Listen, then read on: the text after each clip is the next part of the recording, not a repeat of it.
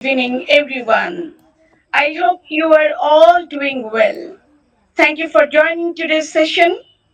It is a pleasure to have you here. Welcome to the English for Work Level 2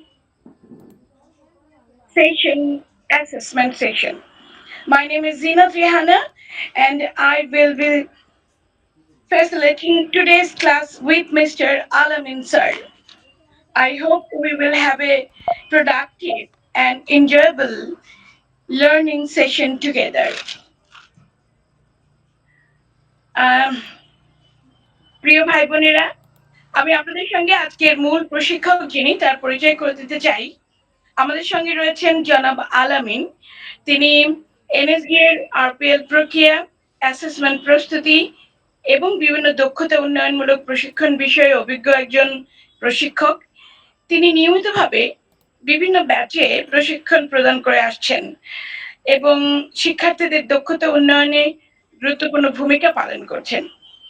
শুধু English for work level 2 এই নয়, তিনি বিভিন্ন পেশাগত দক্ষতা ভিত্তিক প্রশিক্ষণ পরিচালনার ক্ষেত্রেও অভিজ্ঞ। আমি জানি আপনাদের মধ্যে অনেকেই ইংরেজি ভাষায় দক্ষ। কেউ ইতিমধ্যে এনএসডি এর অ্যাসেসর হিসেবে দায়িত্ব পালন করছেন। অনেকেই বিভিন্ন প্রতিষ্ঠানের প্রধান বা উদ্যোক্তা। আবার অনেকে দক্ষ প্রশিক্ষক কিংবা পেশাজীবীও। তাই আমি আপনাদের কতটুকু শেখাতে পারবো আমরা সেটি বলার চেয়ে আমি বিশ্বাস করি আজকের এই অ্যাসেসমেন্ট সেশনটি পারস্পরিক শেখার একটি সুন্দর সুযোগ। আমরা সবাই নিজ নিজ অভিজ্ঞতা, জ্ঞান ও দক্ষতা একে অপরের সঙ্গে ভাগ করে নেব। আমি আপনাদের কাছেও শিখবো, আপনারাও হয়তো আমার কাছ থেকে নতুন কিছু জানবেন, আলামিন স্যারের কাছ থেকে জানবেন। আসুন আমরা সবাই মিলে একটি প্রাণবন্ত, অংশগ্রহণমূলক এবং ফলপ্রসূ সেশন উপভোগ করি। আপনারা কি আমাকে শুনতে পাচ্ছেন সবাই? জি শুনতে পাচ্ছি। So much. আমি এই কথাটি আবার বলতে চাই। আমরা জানি আপনাদের মধ্যে অনেকেই ইংরেজি ভাষায় অবশ্যই দক্ষ। কেউ ইতিমধ্যে এনএসডি এর অ্যাসেসরও আছেন এখানে। কেউ বিভিন্ন প্রতিষ্ঠানের হেড আছেন, আবার অনেকেই দক্ষ প্রশিক্ষকও আছেন। তাই আমরা এটা বলবো না যে আমরা কতটুকু শেখাতে পারবো। আমরা এটা বলার চেয়ে বলতে চাই বা বিশ্বাস করি আজকের সেশনটি পারস্পরিক শেখার একটি সুন্দর সুযোগ বা প্ল্যাটফর্ম। আমরা সবাই নিজ নিজ অভিজ্ঞতা, জ্ঞান এবং দক্ষতা একে অপরের সঙ্গে ভাগ করে নিব। আমরা আপনাদের কাছ থেকে শিখব, আপনারা আমাদের কাছ থেকে কিছু জানার চেষ্টা করবেন যদি জানতে চান। চলুন আমরা সবাই মিলে তাহলে এই প্রাণবন্ত এবং অংশগ্রহণমূলক এই একটি ফলপ্রসূ সেশন উপভোগ করি। আজকের সেশনে আপনাদেরকে আরপিএল অ্যাসেসমেন্ট, প্রয়োজনীয় প্রস্তুতি এবং সফলভাবে এনএসডি এর সার্টিফিকেট রিসিভ করার বিষয়ে গুরুত্বপূর্ণ দিক নির্দেশনা প্রদান করবেন আমাদের টিচার আলামিন স্যার। আমি বিশ্বাস করি তার অভিজ্ঞতা ও পরামর্শ আপনাদের কাছে অত্যন্ত উপকারী হবে। তাহলে আর দেরি না করে আমরা আলামিন স্যারকে আজকের সেশন পরিচালনার জন্য আমন্ত্রণ জানাচ্ছি। আশা করি আপনারা প্রত্যেকে ইন্টারঅ্যাক্টিভ একটা ক্লাস অ্যাটেন্ড করবেন। ধন্যবাদ সবাইকে। আলামিন স্যার, আপনার দৃষ্টি আকর্ষণ করছি। ধন্যবাদ ম্যাম, আপনি অত্যন্ত চমৎকার করে উপস্থাপন করেছেন। প্রথমেই আমি আল্লাহ রব্বুল আলমিনের দরবারে শুকরিয়া জ্ঞাপন করছি যে আল্লাহ রব্বুল আলমিন আমাদেরকে অত্যন্ত চমৎকার একটি সেশনে অংশগ্রহণ করার তৌফিক দান করেছেন এবং আজকে আমরা এই সেশনটা শেষ করার পর অনেক কিছুই আমরা আয়ত্ত করতে পারবো ইনশাআল্লাহ। সেই আশা আল্লাহ তাআলার কাছে ব্যক্ত রাখি আমি। এখন আপনাদের কাছে অনুরোধ করব আপনারা একটু কষ্ট করে আপনাদের পরিচয়টা দিবেন। আমি যদিও এখানের অনেককেই চিনি, আমি আমার ছোট্ট করে একটু পরিচয় দিচ্ছি। আমি একজন ডিজিটাল মার্কেটিং ট্রেনার হিসাবে কাজ করছি। বর্তমানে অনেকগুলো প্রতিষ্ঠানে কাজ করার অভিজ্ঞতা রয়েছে। এর পাশাপাশি গ্রাফিক্স ডিজাইনের উপরও আমার লেভেল কমপ্লিট করা আছে এবং ইংলিশ ফর ওয়ার্ক লেভেল 2 এই অকুপেশনের উপর বাংলাদেশের সর্বপ্রথম যে অ্যাসেসমেন্ট হয়েছিল ওই অ্যাসেসমেন্টের একজন ক্যান্ডিডেট আমি ছিলাম। ওই প্রথমবার আমি যখন একজন ক্যান্ডিডেট ছিলাম ওই অবস্থাটা আমার জন্য খুবই কঠিন ছিল। আমি জানতাম না যে কয়টা এমসিকিউ আসবে, কয়টা সিকিউ আসবে, কয়টা জব আসবে, আসলে ডেমোটা কীরকম এবং ওরালে কি জিজ্ঞেস করা হয়, এই বিষয়গুলো নিয়ে খুবই ডিপ্রেশনে ছিলাম। এমনকি অনেকের কাছে অনেকভাবে জানার চেষ্টা করেছিলাম। তো আলহামদুলিল্লাহ আল্লাহ তাআলার অশেষ কৃপায় প্রথমবারই কম্পিটেন্ট হয়ে যাই। চট্টগ্রামে একটি অ্যাসেসমেন্ট সংগঠিত হয়েছিল সেখান থেকে। এর পাশাপাশি অনেকগুলো প্রতিষ্ঠানে আমি ইংলিশ ফর ওয়ার্ক লেভেল 2 এর আরপিএল ব্যাচের ট্রেনার হিসাবে কাজ করেছি। এখানে আমাদের সম্মানিত শ্রদ্ধেয়া ম্যাম জিনাত রিহানা ম্যাম, উনিও কিন্তু ইংলিশ ফর ওয়ার্ক লেভেল 2 তে কম্পিটেন্ট হয়েছেন। সো আজকে আমরা আপনাদের পরিচয় পর্বের পর আমরা ম্যামের কাছ থেকে জানবো, যেহেতু ম্যাম সরাসরি আপনাদের আপনাদের ব্যাচের পূর্বের ব্যাচের অ্যাসেসমেন্টটি কন্ডাক্ট করা দেখেছিল ম্যাম। সো এই পর্যায়ে আমি একটু আপনাদের কাছ থেকে আপনাদের পরিচয় পর্বটা জানতে চাচ্ছি। প্রথমে আমি শায়েক আহমেদ স্যারের কাছে স্যারের পরিচয়টা একটু জানতে চাচ্ছি স্যার, প্লিজ। আসসালামু আলাইকুম এভরিওয়ান। আমি শায়েক আহমেদ। আমি এনএসডি এর ডিজিটাল মার্কেটিং এর 3 to 6 লেভেল কমপ্লিট করেছি। আর পাশাপাশি graphics design, IT support, computer অপারেশনের মতো মাল্টিপল সার্টিফিকেশন নেওয়া আছে। সিবিটি আমার রানিং আছে। আর এখন আমি ইংলিশ ফর ওয়ার্ক এর অ্যাসেসমেন্টে বসছি। Thank you very much. ধন্যবাদ স্যার। এবার আমরা পরিচয় নিব মোহাম্মদ শাহপরান নয়ন স্যারের কাছ থেকে। স্যার কি আছেন? আসসালামু আলাইকুম স্যার। ওয়ালাইকুম আসসালাম। আমি শাহরুখ নয়ন, একটা বেসরকারি এনজিও প্রতিষ্ঠানে ট্রেনার হিসেবে আছি। আচ্ছা আর আপনাদের সাথে আর কি ইংলিশ ফর ওয়ার্ক এটা আমার শেখার ব্যক্তিগত খুব আগ্রহ। এই কারণে আর কি আজ থেকে আছি আপনাদের সাথে অ্যাসেসমেন্ট শেষ হওয়া পর্যন্ত। আচ্ছা, এনএসজি তে কোনো লেভেল করা হয়েছে আপনার? জি, একটা লেভেল করা আছে আর কি গ্রাফিক ডিজাইন। চমৎকার স্যার, ধন্যবাদ স্যার। এই পর্যায়ে আমরা পরিচয় জানবো মোহাম্মদ জাহাঙ্গীর হোসেন কাজল স্যারের কাছ থেকে। স্যার কি আছেন? Thank you mister Shahrukh. Sir যদি না থাকেন তাহলে আমরা পরিচয় জানবো মোহাম্মদ আবু সাইদ মোল্লা স্যারের কাছ থেকে। আসসালামু আলাইকুম স্যার। আমি মোহাম্মদ আবু সাইদ মোল্লা। আমি একটি বেসরকারি প্রতিষ্ঠানের সাথে ইংলিশ টিচার হিসাবে আছি আপাতত। এনএসডি এর আগে কোনো ট্রেনিং করা হয় নাই আমার। আমার খুবই আগ্রহ এই বিষয়ে। ইংলিশ ফর ওয়ার্ক লেভেল 2 এটা করার আগ্রহ ছিল। তো সেজন্য আর কি আপনার সাথে নতুনভাবে আমি যোগদান করছি। চমৎকার, ধন্যবাদ স্যার। আচ্ছা, এর পাশাপাশি আমরা পরিচয় নেওয়ার চেষ্টা করব লাবণী আক্তার ম্যামের কাছ থেকে। আসসালামু আলাইকুম স্যার। ওয়ালাইকুম আসসালাম। আমার নাম লাবণী আক্তার। আমি এনএসডি থেকে কেয়ার গিভিং সেক্টরের 6টা লেভেল কমপ্লিট করেছি। মাশাআল্লাহ, সিবিটি এর রানিং আছে এবং ইংলিশ ফর ওয়ার্ক এর জন্য আর কি এখন প্রিপারেশন নিয়েছি। চমৎকার ম্যাম, অনেক ভালো লেগেছে আপনার পরিচয় জেনে। এরপরে আমরা জানবো যে সাদিয়া আক্তার সাজিন, সাদিয়া জাহিন সাজিন ম্যামের কাছ থেকে তার পরিচয়টা একটু জানবো। ম্যাম মনে হচ্ছে আজকে জয়েন করে নাই। আচ্ছা, এরপরে আমরা জানবো যে সাইমা আক্তার ম্যামের কাছ থেকে তার পরিচয়টা একটু জানবো প্লিজ।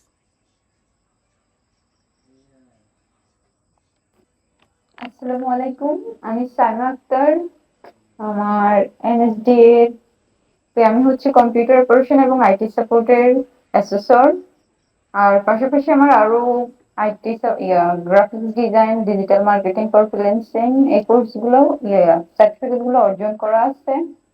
আর আমার হচ্ছে কম্পিউটার অপারেশন লেভেল 2 এটা দেওয়া হয়, ইংলিশ ফর ওয়ার্ক লেভেল 2 এটা দেওয়া হয়েছে, বাট আমার রিটেনটা খারাপ আসছে, বাকিগুলো উঠে গেছে আর কি। এখন আমি শুধুমাত্র ওই যে রিটেনটাই করার জন্যই এখানে বসা।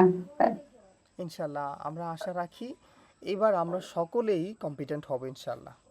ম্যাম জি আপনার স্যার, পরিচয়টা জেনে খুবই অবশ্যই। ভালো লেগেছে। আপনি আমাদের একজন শ্রদ্ধেয় অ্যাসেসর ম্যাম, আপনার কাছ থেকে আমাদের অনেক কিছু শেখার আছে। তারপর আমরা পরিচয় জানবো এলিজা ফারভিন ম্যামের কাছ থেকে। আসসালামু আলাইকুম, আমি Eliza Parvin, e learning and earning লিমিটেডে ডিজিটাল মার্কেটিং এবং এআই ট্রেনার হিসেবে আছি। আর আমার এনএসডিএ থেকে ডিজিটাল মার্কেটিং এর লেভেল 3-4 দেওয়া আছে। ই লার্নিং এর কোন ব্রাঞ্চে আছেন ম্যাম? Head official Kalyanpur. চমৎকার ম্যাম, চমৎকার, ভালো লেগেছে পরিচয় জেনে। আচ্ছা, এরপর আমরা জানবো যে মোহাম্মদ আব্দুল্লাহ আল ফারেজ স্যারের কাছ থেকে তার পরিচয়টা জানবো।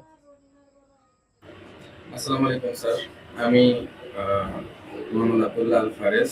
আমি রংপুর থেকে এনএসডি এর আমি আইটি সাপোর্ট সার্ভিস লেভেল 3 করেছি আর graphics design for freelancing level 3 করেছি। আর এখন এখানে ইংলিশ ফর ওয়ার্ক লেভেল 2টা করার জন্য আর কি জয়েন করা। আর আমি ফাইবারে টি-শার্ট ডিজাইনার হিসেবে কাজ করছি around for 8 years now. Thank you. চমৎকার স্যার, যারা ফ্রিল্যান্সার তাদেরকে খুব ভালোবাসি আমি। আচ্ছা, Thank এর you. পাশাপাশি আমরা একটু পরিচয় জানার চেষ্টা করব আমাদের সর্বশ্রেষ্ঠ শেষ মেম্বার মনে হচ্ছে জনাব মোহাম্মদ আরিফ স্যারের কাছ থেকে। প্লিজ স্যার, স্যার কি আছেন?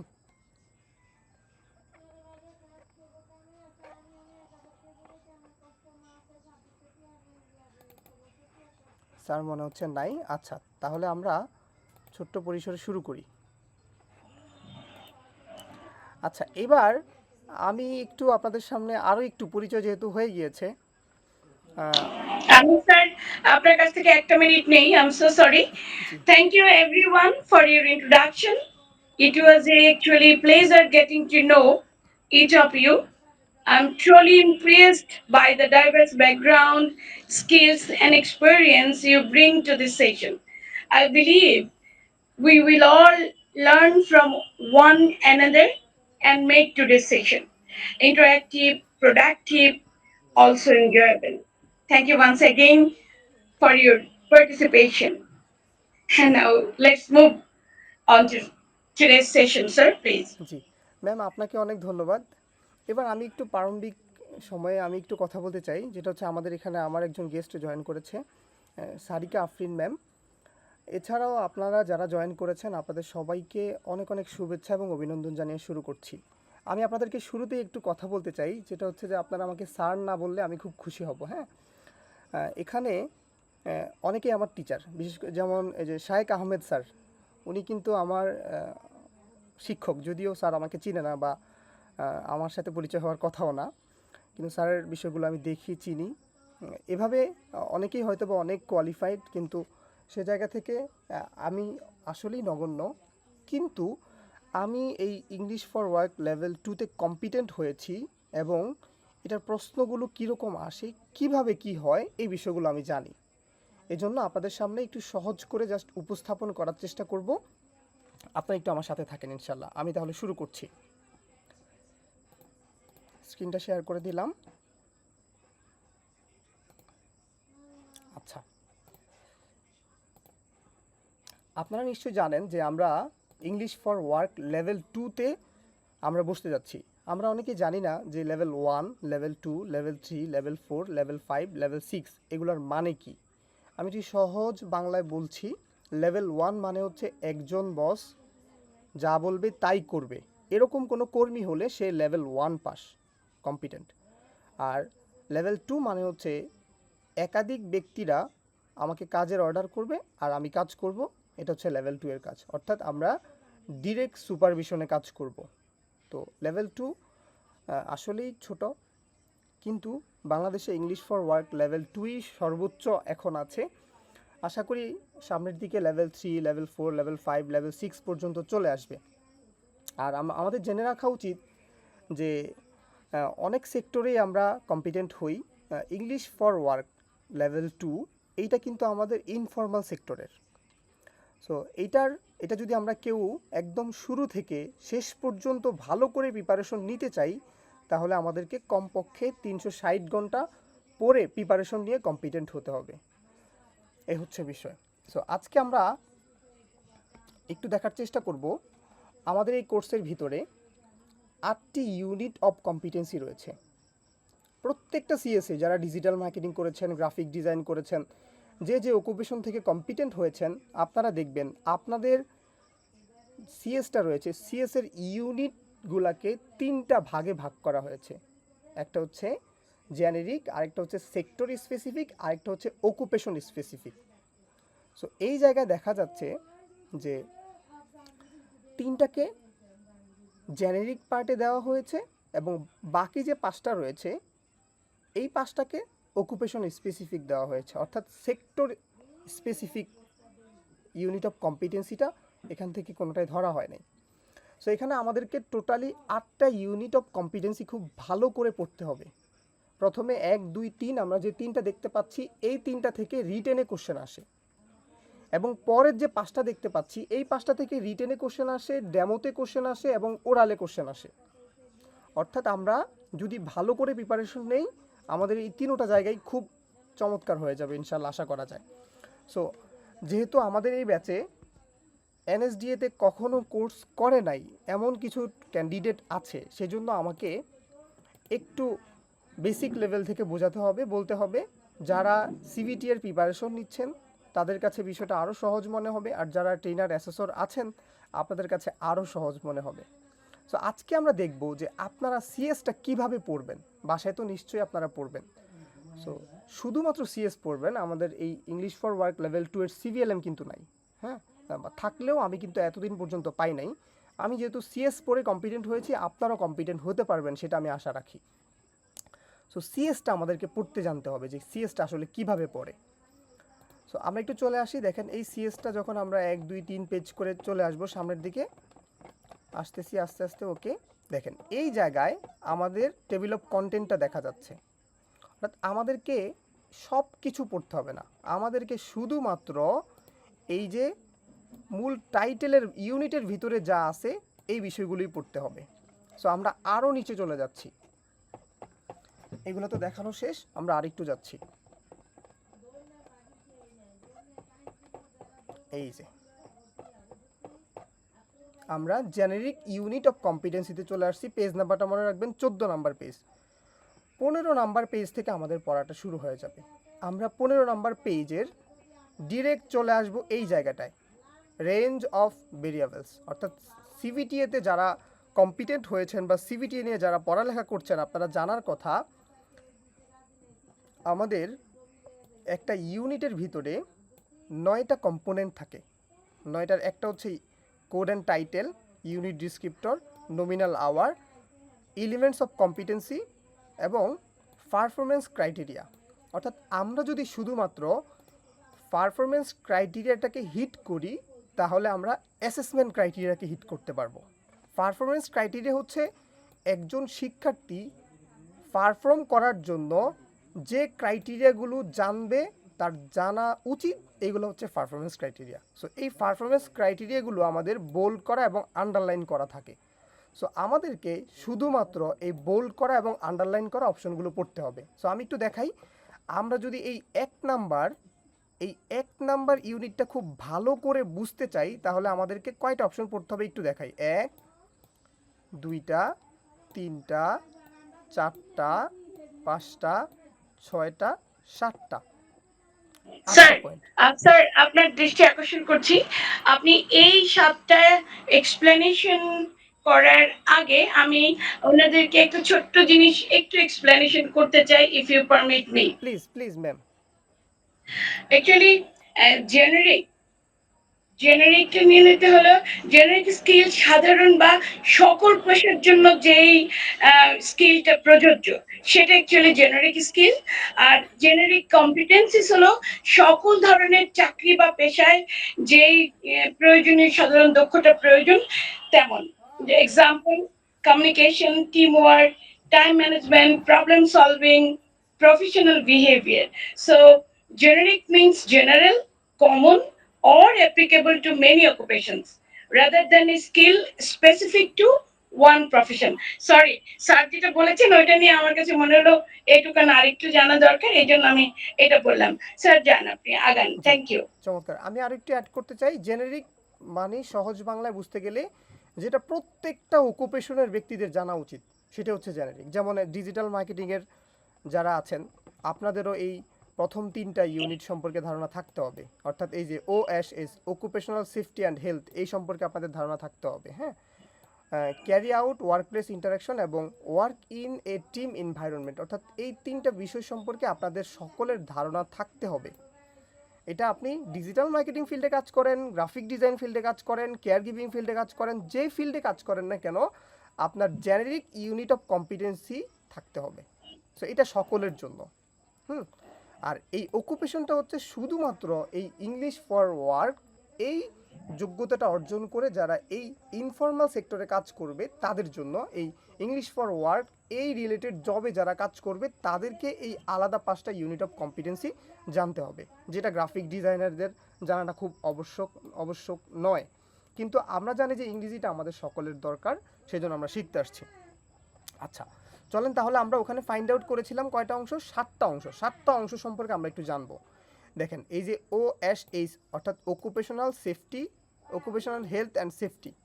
আচ্ছা এই পলিসি সম্পর্কে আসসালামু আলাইকুম স্যার, আসসালাম জি ম্যাম। কিন্তু ইন্টারাপ্ট করলাম, জি সরি আমার একটু জয়েন করতে লেট হয়ে গেছে, যদি একটু রিপিট করতেন যে আজকে কি হলো, মানে কোন জায়গা থেকে শুরু হলো বা কতক্ষণ হয়েছে এই অল্প ক্লাসটা? একটু হয়েছে, জাস্ট আমরা এতক্ষণ পরিচয় পর্ব নিয়েছিলাম। হ্যাঁ আমরা শেষের দিকে আপনার সাথে আবার কথা বলবো।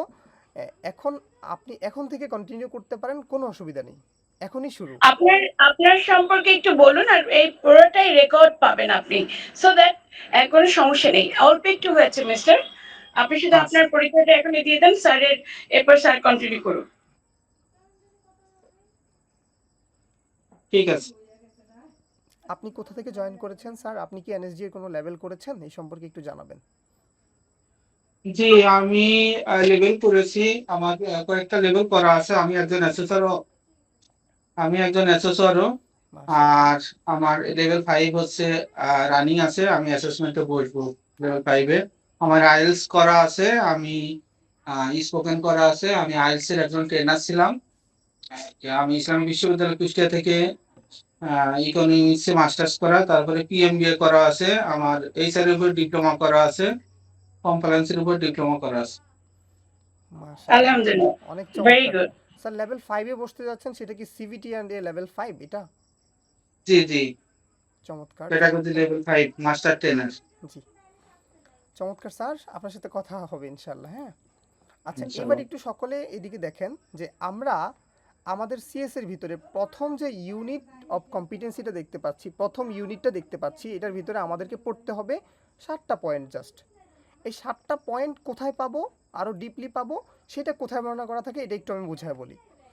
ধরেন আপনাকে আজকে বলা হলো যে জিনাত ম্যাম আপনি আমাদের সবাইকে আলুর ভর্তা করা শিখাবেন। তো জিনাত ম্যাম হয়তো বা বলবে যে আলুর ভর্তা করতে আবার কতক্ষণ সময় লাগে, আলু সিদ্ধ দিব এবং আলুকে এক ধাপ মানে চামচ দিয়ে বাটাবাটি করে আলুর ভর্তা বানায় ফেলবো, এটা তো শিখাইতে মাত্র 5 মিনিট লাগবে। কিন্তু আমি যদি প্রশ্ন করি যে না ম্যাম আলুর ভর্তা শিখাইতে হলে আমাদের কমপক্ষে 50 মিনিটের মতো দরকার হবে। কিভাবে? কাঁচামরিচ দিয়ে আলুর ভর্তা আছে, সরিষার তেল দিয়ে আলুর ভর্তা আছে, কাঁচামরিচ ছাড়া আলুর ভর্তা আছে, কত ধরনের আলুর ভর্তা আমরা, অনেক প্রকারের আলুর ভর্তা আমরা বানাতে পারি। সো ঠিক তেমনইভাবে কোন কোন প্রকারের আলুর ভর্তা আমাদেরকে বানানো শিখাতে হবে ওইটাই বর্ণনা করা থাকে এই রেঞ্জ অফ ভেরিয়েবলে। অর্থাৎ ডিজিটাল মার্কেটিং ফিল্ডে যদি আমি সহজে একটু বোঝাই, ধরেন আপনাকে বললো সোশ্যাল মিডিয়া মার্কেটিং সম্পর্কে জানতে হবে। সো সোশ্যাল মিডিয়া তো অনেক প্ল্যাটফর্ম আছে, শুধুমাত্র কোন কোন প্ল্যাটফর্ম আপনার ভালো করে জানতে হবে ওইগুলোই রেঞ্জ অফ ভেরিয়েবলে থাকে। অর্থাৎ এই যে আপনাকে এখানে বললো যে OHS পলিসি এবং এখানে বললো যে হেজার্ড, অর্থাৎ হেজার্ড কত প্রকারের কোন কোন প্রকার আপনার জানতে হবে ওইটা আবার নিচে রেঞ্জ অফ ভেরিয়েবলের মধ্যে বর্ণনা করা আছে। সো তার মানে আমরা এটা বুঝাতে পারছি যে আপনি যদি শুধুমাত্র এই রেঞ্জ অফ ভেরিয়েবল থেকে পড়েন তাহলে আপনার 100%-এর মধ্যে 80% কমপ্লিট হয়ে যাবে। সো আমরা চেষ্টা করব প্রত্যেকটা ইউনিটের রেঞ্জ অফ ভেরিয়েবল সম্পর্কে একটু ভালো করে জানতে। সো চলেন আমরা প্রথম unit of competency range of ভেরিয়েবলটা একটু দেখি। দেখেন OHS পলিসিস অর্থাৎ অকুপেশনাল হেলথ অ্যান্ড সেফটি। হ্যাঁ অকুপেশনাল হেলথ অ্যান্ড সেফটি। আচ্ছা এই সম্পর্কে বাংলাদেশের স্ট্যান্ডার্ড একটা স্ট্যান্ডার্ড আছে এবং রেগুলারেশন আছে। আমরা যে এটা প্র্যাকটিস করব, প্র্যাকটিসের একটা নিয়ম আছে, ইন্ডাস্ট্রিয়াল গাইডলাইন আছে। এই যে কয়টা গাইডলাইন আছে এই সম্পর্কে জাস্ট একটু মাথায় রাখবেন। কোনো এমসিকিউ এখান থেকে আসলে, এই যে অস পলিসি সম্পর্কে কোনো এমসিকিউ আসলে দেখবেন এই 4টার যে কোনো একটা এমসিকিউর একটা জায়গায় আপনি একটা অপশনের মধ্যে পাবেন। জাস্ট এতটুকুই, এইখান থেকে প্রশ্ন আসার সম্ভাবনা একদমই নাই। যদিও আসে এই 4টা থেকে যে কোনো একটা আপনি অপশনে পাবেন। 2 নম্বরে দেখেন সেফ অপারেটিং প্রসিডিউরস, অর্থাৎ আপনি আপনার প্রতিষ্ঠানটাকে সেফ রাখা আপনার দায়িত্ব। আপনি যখন একজন কলিগ হিসাবে কাজ করবেন বা একজন এমপ্লয়ি হিসাবে কাজ করবেন, সেক্ষেত্রে আপনাকে কি করতে হবে দেখেন, ওরিয়েন্টেশন টু ইমার্জেন্সি এক্সিস্ট, অর্থাৎ আপনার প্রতিষ্ঠান থেকে বের হওয়ার একটা ইমার্জেন্সি ডোর থাকবে, এই ডোরটা দেখানো থাকতে হবে। এবং ফায়ার এক্সটিংগুইশার, অর্থাৎ ওই যে আগুন লাগলে যে ফায়ার এক্সটিংগুইশার ব্যবহার করে আগুনটা নিভাতে হয়, এই সম্পর্কেও আপনার স্পষ্ট প্রসিডিউরস দেওয়ালে লটকে দিতে হবে, টানায় দিতে হবে। তারপর আপনার ইমার্জেন্সি প্রসিডিউরস সম্পর্কে ধারণা থাকতে হবে, ফার্স্ট এইড সম্পর্কে আপনার ধারণা থাকতে হবে, ট্যাগিং প্রসিডিউর সম্পর্কে ধারণা থাকতে হবে, পিপি পার্সোনাল প্রোটেক্টিভ ইকুইপমেন্ট, অর্থাৎ আমরা নিজেদেরকে সুরক্ষা রাখার জন্য যে ইকুইপমেন্টগুলো ব্যবহার করি, এই ইকুইপমেন্ট সম্পর্কে আপনার ধারণা থাকতে হবে। সো এই হচ্ছে বেসিক লেভেলের একটা ধারণা দিচ্ছে এখানে। আচ্ছা, এরপর দেখেন সেফটি সাইন্স অ্যান্ড সিম্বল। কিছু সেফটি সাইন্স এবং সিম্বল সম্পর্কে আমাদেরকে ধারণা রাখতে হবে। আমি আপনাদেরকে একটু বলবো, আপনারা একটু কষ্ট করে এই যে এখানে যে 1 থেকে 6টা সাইন্স এর কথা বলা হয়েছে, আপনারা চেষ্টা করবেন এই সাইন্সগুলো দেখে এই রিডিংটা লেখাটা পড়ে আপনি এই সম্পর্কিত সাইন সম্পর্কে আপনি জানেন কিনা জাস্ট একটু জানার চেষ্টা করবেন। যদি আমি 2-1টা দেখায় দিই। আচ্ছা স্যার, আমি আপনার সাথে একটু শেয়ার করি please. G please. Thank you so much, sir. OSH stands for Occupational Safety and Health. আপনাদের সাথে শেয়ার করছি, OSH স্যার কয়েকবারই বলেছেন, Occupational Safety and Health means OSH. আর পেশাগত নিরাপত্তা ও স্বাস্থ্য বা কর্মক্ষেত্রের নিরাপত্তা ও স্বাস্থ্য। Maintaining a safe workplace, identifying workplace hazard, preventing accident and injuries, using personal protective equipment PPE, following emergency procedure এবং promoting the health and well-being of worker. In the context sir যেটা বললেন NSD এবং RPL assessment এর জন্য OSH is an important competency because every worker should know how to work safely and protect themselves and others in the workplace. Thank you. আচ্ছা, এখানে মনে হচ্ছে স্পেলিংটা ভুল আছে। হ্যাঁ, অকুপেশনাল সেফটি অ্যান্ড হেলথ হওয়ার কথা, অর্থাৎ OSH হওয়ার কথা, কিন্তু এখানে মেবি ভুল। আচ্ছা, তাহলে আপনাদের কাজ হবে জাস্ট এই সায়েন্সগুলো সম্পর্কে একটু ধারণা রাখবেন। হ্যাঁ, প্রত্যেকটা সায়েন্স চিনেন কিনা এটা আমাদের লাইফে জানা খুবই জরুরি। আচ্ছা, এইবার আপনার পরীক্ষার প্রশ্নের মধ্যে বলতে পারে যে সেফটি সায়েন্স মানে 5টা সেফটি সায়েন্স অ্যান্ড সিম্বলের কথা লিখতে বলতে পারে। এই জন্য অবশ্যই আপনারা কমপক্ষে 5টা বা 4টা সায়েন্সের কথা মনে রাখবেন। এখন আমি একটু বলি, মনে রাখাটা খুবই জরুরি। আপনারা সবাই পড়েন হয়তো বা আপনারা অনেক ভালো জানেন, এই জন্য আমরা মনে করি যে আমরা জানি তো শেষ, কিন্তু আমাদের উচিত এইগুলো একটু খাতায় খাতায় লিখলে দেখবেন যে আপনার পরীক্ষায় লিখার মতো একটা অবস্থা তৈরি হবে। সো এখান থেকে আমরা একটা প্রশ্ন পেলাম। কয়টা প্রশ্ন পেলাম আমি একটু দেখাই। এখান থেকে OSH পলিসির সম্পর্কে যদি আপনার কোনো একটা MCQ দিয়ে দেয়, অবশ্যই অপশনের মধ্যে এই 4টার যে কোনো একটা থাকবে, এখান থেকে একটা কোশ্চেন আসতে পারে। 2 নম্বরে আমরা দেখলাম যে এই যে সেফ অপারেটিং প্রসিডিউরসের মধ্যে কি ইনক্লুড থাকে, এখান থেকে আপনি 4টা-5টা বলে দিবেন। এবং সেফটি সায়েন্স অ্যান্ড সিম্বল সম্পর্কে যদি আপনাকে 3টা বা 4টা বা 5টা লিখতে বলে, আপনি এখান থেকে 5টা লিখবেন। এ হচ্ছে বিষয়। এবার আপনাকে যদি বলা হয় PPE এর ফুল ফর্ম কি, হ্যাঁ, অনেক সময় এগুলো আসে না, তখন আপনি বলবেন পার্সোনাল প্রোটেক্টিভ ইকুইপমেন্ট। এখান থেকে একটা কোশ্চেন বের হয় এবং আপনাকে বলবে যে 5টা PPE-র নাম লেখো, তখন আপনারা এইখান থেকে এই 8টা PPE-র নাম রয়েছে, এইখান থেকে যে কোনো 5টা PPE-র নাম লিখে দিবেন। এখান থেকে একটা কোশ্চেন বের হয়। সো আপনাদের কাজ হবে এই কোশ্চেন ওয়াইজ আপনারা একটু খাতায় নোট করবেন। এবার দেখেন এখানে হেজার্ড কি? হেজার্ড হচ্ছে যে পটেনশিয়াল হার্ম, অর্থাৎ একটা ওয়ার্কপ্লেসে ক্ষতির সম্ভাবনা। সো হেজার্ড কত প্রকার দেখেন, এখানে 6 প্রকারের হেজার্ডের কথা উল্লেখ করেছে। যদি আপনার কাছে প্রশ্ন আসে যে কয় প্রকার হেজার্ড পাওয়া যায়, আপনি বলবেন 6 প্রকারের হেজার্ড পাওয়া যায়। যদিও CVT এর ওখানে আমরা সর্বোচ্চ 5 প্রকারের হেজার্ড সম্পর্কে ধারণা পেয়েছি। আচ্ছা, এখানে আমরা 6 প্রকার হেজার্ডই আমরা দেখতে পাচ্ছি। 6 প্রকার হেজার্ডগুলো কি জাস্ট এই সম্পর্কে একটু ধারণা রাখবেন। আমি একটু বলে দিচ্ছি। কেমিক্যাল হ্যাজার্ড, অর্থাৎ আমাদের অফিসে আমাদের রুমগুলোতে যদি কোনো ধরনের কেমিক্যাল ছড়িয়ে আমাদের কোনো ক্ষতির সম্ভাবনা হয় তাহলে সেটা হচ্ছে কেমিক্যাল হ্যাজার্ড, অর্থাৎ কেমিক্যাল সম্পর্কিত। আর বায়োলজিক্যাল মানে হচ্ছে কোনো জীবের দ্বারা ক্ষতি হলে, অর্থাৎ সাপে কামড় দিল, হ্যাঁ, আবার ধরেন কোনো একটা ভাইরাসে এটা আক্রান্ত হলাম, এটাও কিন্তু বায়োলজিক্যাল হ্যাজার্ড। আর ফিজিক্যাল হ্যাজার্ড হচ্ছে ধরেন আমি ডিরেক্ট আঘাত পেলাম, শরীর থেকে রক্ত বের হয়ে গেল, এগুলো হচ্ছে ফিজিক্যাল হ্যাজার্ড। হ্যাঁ, মাথায় ফ্যানটা পড়ে মাথাটা ফেটে গেল, রাস্তায় পড়ে গেলাম, এই ধরনের হচ্ছে ফিজিক্যাল হ্যাজার্ড।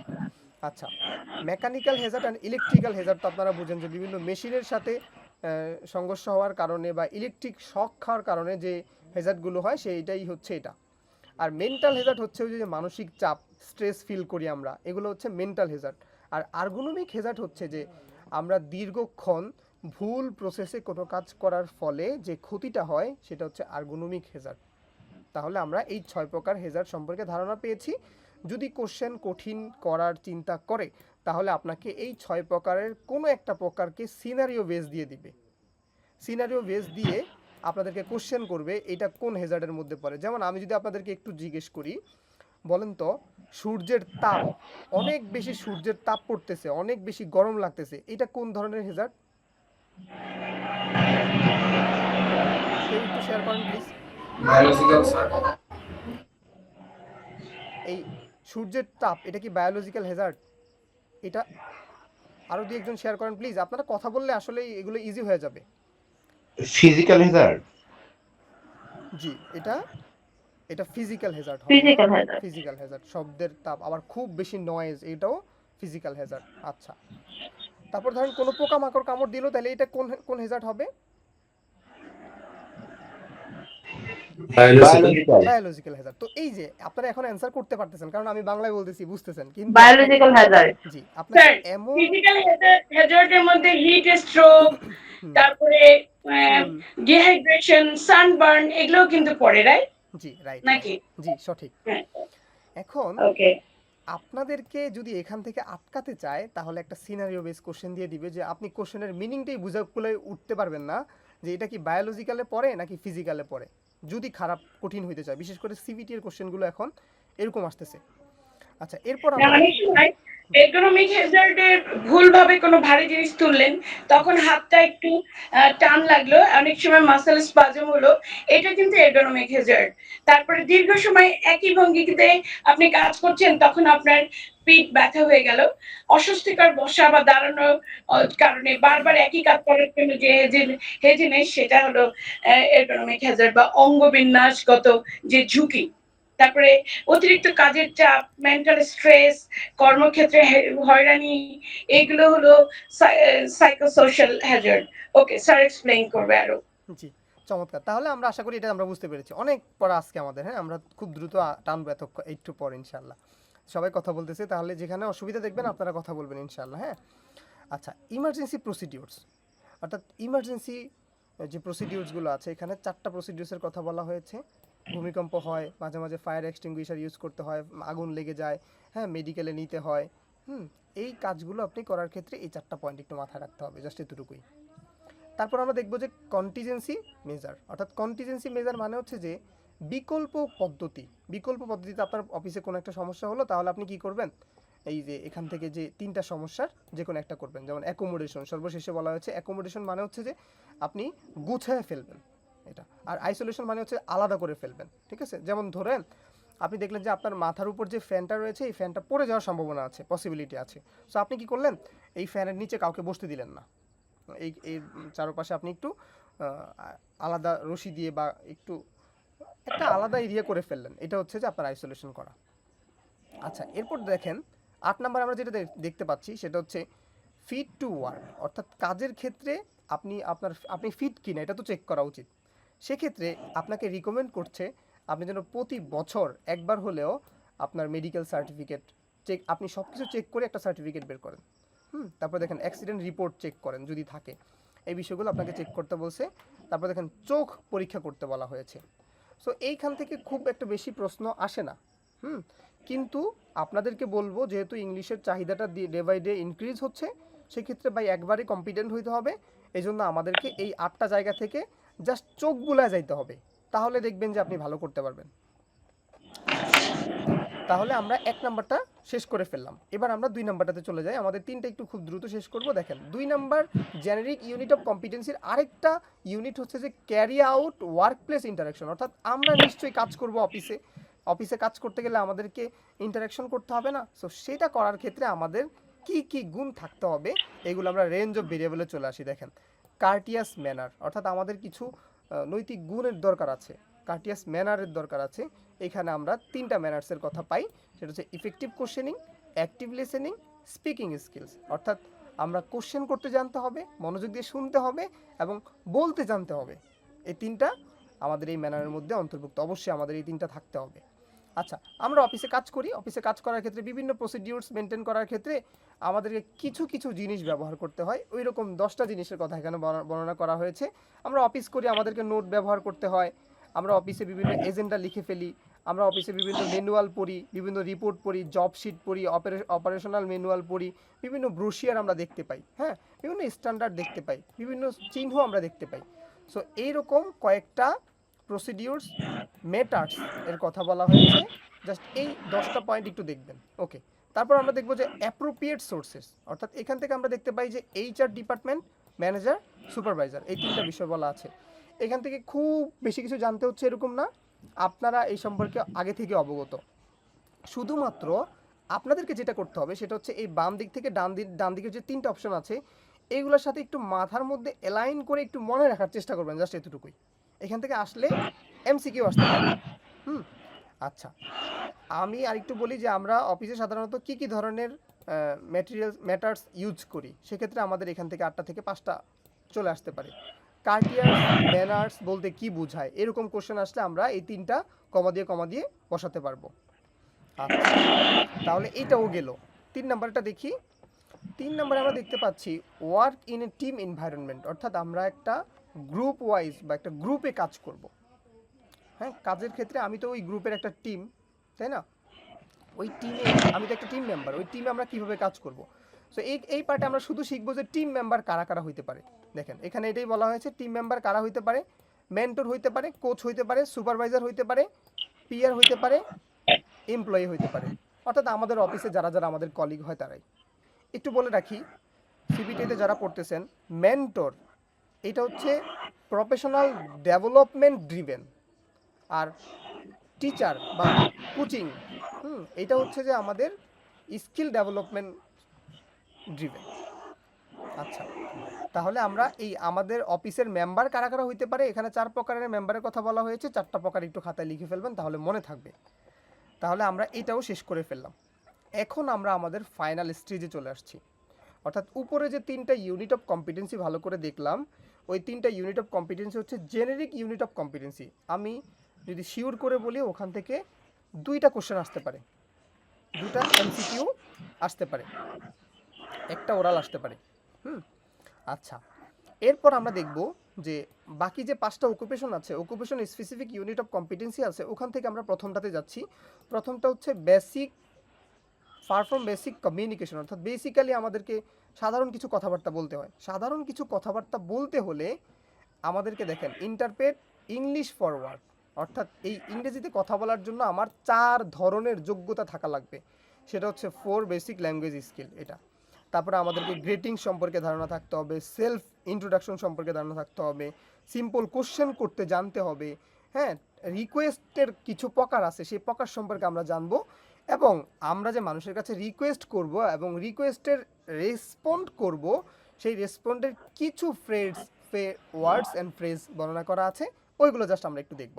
এখন আমার চেয়ে আপনাদের পড়াটা একটু বেশি, কারণ কি আমরা এখানে দেখতে পাচ্ছি, দেখেন 4 বেসিক ল্যাঙ্গুয়েজ স্কিল হচ্ছে কি, এই যে দেখেন লিসেনিং, স্পিকিং, রিডিং, রাইটিং। একটু মনে রাখবেন এই প্রত্যেকটা স্কিলসের পরেই কিন্তু আইএনজি লেখা। হ্যাঁ, অনেকে আবার লেখে যে লিসেনিং, স্পোকেন, হ্যাঁ, রাইটিং, এরকম করা যাবে না। আপনারা একটু মাথায় রাখবেন, যদি আপনাকে বলা হয় এই 4টা বেসিক স্কিলের কথা বলা হয়, তখন আপনি এই 4টা লিখে দিবেন, অবশ্যই সবগুলোর শেষে যেন আইএনজি থাকে। এই বিষয়টা ভুল করে অনেকেই, সো এটা একটু বলে দিলাম। তারপরে আমরা গ্রিটিংস শিখবো। আমরা 2 প্রকারের গ্রিটিংস, একটা হচ্ছে ফর্মাল, আরেকটা হচ্ছে ইনফর্মাল। ম্যাম আমাদেরকে যদি একটু কষ্ট করে বোঝাতেন ফর্মাল গ্রিটিংস এবং ইনফর্মাল গ্রিটিংসের মধ্যে তফাৎটা কীরকম?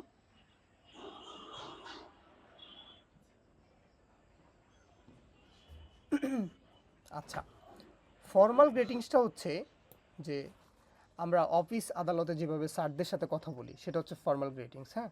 আর ইনফর্মাল গ্রিটিংস হচ্ছে যেমন আমরা আমাদের ফ্যামিলির সাথে কথা বলি, বন্ধু বান্ধবদের সাথে কথা বলি, খুব ক্লোজ কারোর সাথে কথা বলি, এটা হচ্ছে ইনফর্মাল গ্রিটিংস। এবং সেলফ ইন্ট্রোডাকশন, অর্থাৎ আমরা আমাদের পরিচয় দিই না সবাই, সো পরিচয় দেওয়ার ক্ষেত্রে কোন কোন 5টা বিষয় আমাদেরকে মাথায় রাখতে হবে সেই 5টা বিষয় এখানে বলে দিয়েছে। প্রথমে আমরা আমাদের নাম বলবো, আমাদের অ্যাড্রেস বলবো, আমাদের ফ্যামিলি ডিটেলস বলবো, আমাদের educational background and professional background share করব, আমরা কি লাইক করি কি ডিসলাইক করি এই সম্পর্কে একটু বলে দেব, শেষ। তো এইভাবে এইখান থেকে মনে রাখবেন শুধুমাত্র এই যে স্পেসিফিক ইউনিট অফ কম্পিটেন্সি এর প্রথম যেটা, অর্থাৎ আমরা কোনটা পড়তেছি, আমরা ওই 3টার পর 4 নাম্বারটাতে পড়তেছি। এই 4 নাম্বারের এইখান থেকে একটা ডেমো আসে, অর্থাৎ এই যে 3 নাম্বার এই পয়েন্টটা থেকে একটা ডেমো আসে, অর্থাৎ আপনাদেরকে 5টা ডেমোর মধ্যে একটা ডেমোতে জিজ্ঞেস করবে could you please tell me about yourself. So তখন আপনারা আপনাদের একটা ইউর সেলফ রেডি করবেন যেখানে এই 5টা পয়েন্টই যেন চলে আসে, জাস্ট এটা হচ্ছে বিষয়। আচ্ছা, তারপর আমরা সিম্পল কোশ্চেন্স, অর্থাৎ আমরা কোশ্চেন করতে পারি কিনা, এখানে আমাদের 5টা প্যাটার্নস দেওয়া আছে, 5 ধরনের টাইপস দেওয়া আছে। 5 ধরনের টাইপস দিয়ে আপনারা কোশ্চেন করতে জানতে হবে, যেহেতু সবাই অনেক ভালো পড়ালেখা করতেছেন আপনারা বোঝার কথা। এরপর দেখেন টাইপস অফ রিকোয়েস্ট, আমরা রিকোয়েস্ট করতে পারি কয়ভাবে, 2ভাবে, একটা হচ্ছে ডিরেক্ট, একটা হচ্ছে ইনডিরেক্ট। সো দেখেন কোশ্চেনগুলো কোথায় আসতে পারে, এই যে এখান থেকে আসতে পারে। এখন আপনি হয়তো বা জানেন যে অনেক পদ্ধতিতে রিকোয়েস্ট করা যায়, কিন্তু আপনার সিএস এর মধ্যে লেখা আছে 2ভাবে করা যায়, একটা ডিরেক্ট একটা হচ্ছে ইনডিরেক্ট, তাই না? সো এই হচ্ছে বিষয়। সো এই 2টা বিষয় একটু পয়েন্টটা মাথায় রাখবেন। এবং আমরা যে গ্রেটিংস দিব, আমরা যে রিকোয়েস্ট করব, আমরা যে রেসপন্স করব, এই 3 ধরনের বিষয় আমাদেরকে করার জন্য কিছু ওয়ার্ডস এন্ড ফ্রেজ। স্যার একটু ওই রিকোয়েস্টটা একটু বলবেন স্যার, 2টা সেন্টেন্স, ডিরেক্ট আর ইনডিরেক্ট। জি, ডিরেক্ট মানে এই যে আপনাকে বললাম স্যার আপনার নামটা একটু বলুন, আপনি বললেন। আর ইনডিরেক্ট মানে আমি সবাইকে জিজ্ঞেস করলাম বলেন তো দেখি কে বলতে পারেন এটা কোন প্রকারের হ্যাজার্ড, দয়া করে একটু বলবেন যে এটা কোন ধরনের হ্যাজার্ড। এই যে আমি জানতে চাচ্ছি, তো রিকোয়েস্ট করতেছি না এক প্রকার। অথবা ধরেন আপনারা এখানে অনেকজন আমার সামনে উপস্থিত রয়েছেন, আমার কোনো একটা হেল্প দরকার, তো আমি সবার কাছ থেকে চাচ্ছি, স্পেসিফিক কারো কাছ থেকে হেল্পটা চাচ্ছি না, আমি একটা রিকোয়েস্ট করছি সবার কাছে যে আপনারা আপাতত আমাকে এই হেল্পটা একটু করেন। তো এই ধরনের হচ্ছে এটা হচ্ছে ইনডিরেক্ট। আর ডিরেক্ট মানে আমি ডিরেক্ট বলে বললাম শাহেক আহমেদ স্যার আমাকে একটু হেল্প করতে পারবেন, এই যে এটা হচ্ছে ডিরেক্ট রিকোয়েস্ট। আশা করি হ্যাঁ স্যার, ইনডাইরেক্ট রিকোয়েস্ট আমরা এভাবে করতে পারি, could you please open the door, would you please send me the report, would you mind calling me, and may I ask you to send the report. This is the example for indirect request, right? Madam madam এইগুলো তো আমার কাছে direct মনে হচ্ছে, আপনি যে সেন্টেন্সগুলো বললেন, don't mind, আমার জানার ভুল থাকতে পারে। না, ডিরেক্ট রিকোয়েস্ট হলো সরাসরি যেটা করে, যেটা ক্লোজ দ্য উইন্ডো। তারপরে ইনডাইরেক্ট, হ্যালো, জি হ্যাঁ বলেন, আমি তো বলেছি যে এটা ইন্টারঅ্যাক্টিভ হবে। আপনি বলুন কি বলছিলেন, আবার বলুন। না বলছি ম্যাডাম, আপনি যে সেন্টেন্সগুলো বললেন আমার কাছে মনে হচ্ছে এগুলো সব ডিরেক্ট সেন্টেন্স, মানে আমার জানার ভুল হতে পারে, আমি সেই জন্য বলছি। না, মোটেই ভুল না।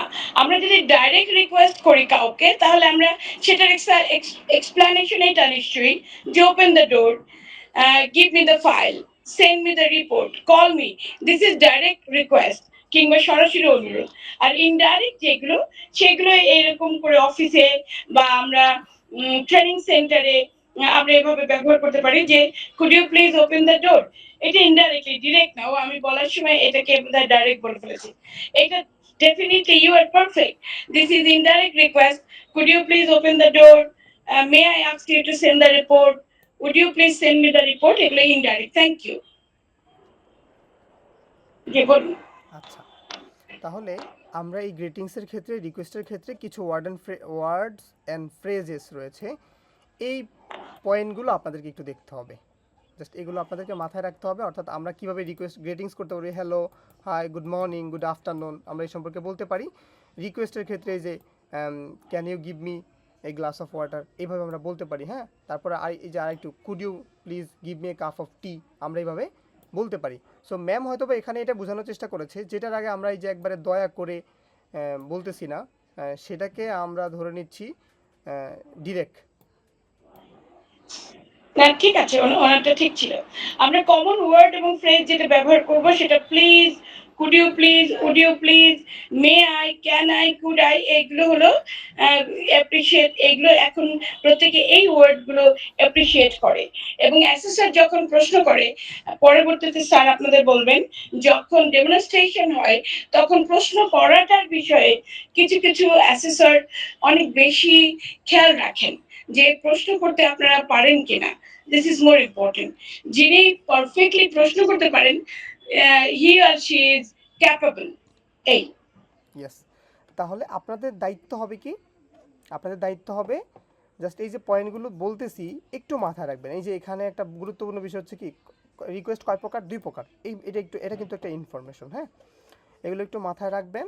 আর এইখানে যে শব্দগুলো আছে সত্যিকার অর্থে আপনারা শুধু এদিকে তাকাইলেই আপনি বুঝবেন যে আপনি এগুলো পারেন, প্লাস এর চেয়ে অনেক অনেক বেশি শব্দ আপনি পারেন। সো চেষ্টা করবেন আপনারা যে অ্যাসেসরের সামনে ডেমোটা দিবেন, সিএস থেকে যে শব্দগুলো আছে এই শব্দগুলো কোড করার চেষ্টাটা করবেন, এতে করে বোঝা যাবে যে আপনি পড়ে এসেছেন। আচ্ছা, আপনারা অবশ্যই আরপিএল যেহেতু না পড়েই আসছেন, আপনি অভিজ্ঞ, এই জন্যই আপনি চলে আসছেন অ্যাসেসমেন্ট দিতে। আচ্ছা, এরপরেরটা আমরা একটু দেখি, describe people, place and time. ওই আগের ইউনিটের মতোই আমরা এখানে দেখতে পাচ্ছি। দেখেন আমরা আমাদের রেঞ্জ অফ ভেরিয়েবলে চলে আসি, লোকেশন রিলেটেড ইনফরমেশন। আমরা মানুষকে লোকেশন রিলেটেড কোনো ইনফরমেশন শেয়ার করি না, যেমন আমাদের ঘর কোথায়, আমাদের হোম কোথায়, neighbourhood, office, home town, country. আমরা মানুষকে বলি যে আই এম ফ্রম বাংলাদেশ, এই যেভাবে বলতেছি, বা আমার টাউনটা কোথায়, এগুলো আমাদেরকে বলতে জানতে হয়। সো এখানে 5 প্রকারের লোকেশন রিলেটেড ইনফরমেশন দেওয়া আছে, আপনারা তো দেখেই বুঝতেছেন যে এখানে কি আছে।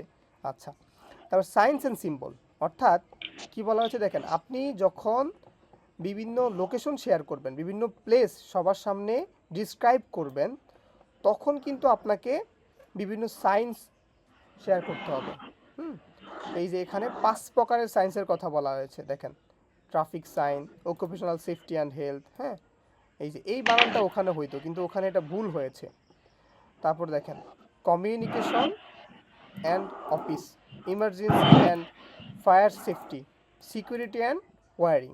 অর্থাৎ এইখানে 5 প্রকারের সিম্বলস অ্যান্ড সায়েন্সের কথা বলা হয়েছে, একটু মাথায় রাখবেন। উপরেও আমরা 5 প্রকারের সায়েন্স অ্যান্ড সিম্বল শিখেছিলাম, সেটা আমাদের অকুপেশনাল সেফটি অ্যান্ড হেলথের ক্ষেত্রে, আর এটাও প্রায় সেম হচ্ছে বিষয়। এবার আমরা জেনারেল প্লেস সম্পর্কে মানুষকে ডিরেকশন দিব না। সো ডিরেকশন দিতে হলে আমাদেরকে এখানে 24 ধরনের প্লেসের কথা বর্ণনা করা হয়েছে। এই 24 ধরনের প্লেসের বাংলা উচ্চারণ সহ এবং অনুবাদ, কোনটার মিনিং কি, এই যে টাউন মানি বড় শহর, সিটি মানি শহর, হ্যাঁ, ভিলেজ মানি গ্রাম, নেইবারহুড মানিও গ্রাম, এইভাবে প্রত্যেকটার বাংলা উচ্চারণ সহ আপনাদেরকে শীট প্রোভাইড করা হবে, জাস্ট কাইন্ডলি একটু দেখে ফেলবেন, এতটুকুই হচ্ছে বিষয়। এই যে এখানে অনেকগুলো রয়েছে। তারপর আমরা দেখব যে আমাদের এই বিভিন্ন লোকেশনকে ডিসক্রাইব করার ক্ষেত্রে আমাদের কিছু ফ্রেজ এর ব্যবহার জানতে হবে। এই ফ্রেজগুলো এখানে বর্ণনা করা হয়েছে, লোকেশন রিলেটেড ফ্রেজ। এবং এইবার দেখেন 4 নম্বর পয়েন্টস আমরা দেখতে পাচ্ছি লোকেশন। আমরা কথা বলার ক্ষেত্রে বিভিন্ন লোকেশনকে শেয়ার করি না, হসপিটালকে ডিসক্রাইব করি, এয়ারপোর্টকে ডিসক্রাইব করি, আমাদের অফিসকে ডিসক্রাইব করি, আমাদের পুলিশ স্টেশনকে ডিসক্রাইব করি, মার্কেটকে ডিসক্রাইব করি, এছাড়াও আরও অনেক জায়গাকে আমরা ডিসক্রাইব করি। আমরা আমাদের ঘোরার জায়গা, পছন্দের জায়গা আছে না, ফেভারিট প্লেস সম্পর্কেও কিন্তু ডিসক্রাইব করি। তো এইগুলোর পাশাপাশি অনেকগুলো আসতেছে, কিন্তু কথা হচ্ছে এই 5 ধরনের লোকেশনের কথাটা একটু মাথায় বেশিক্ষণ রাখবেন।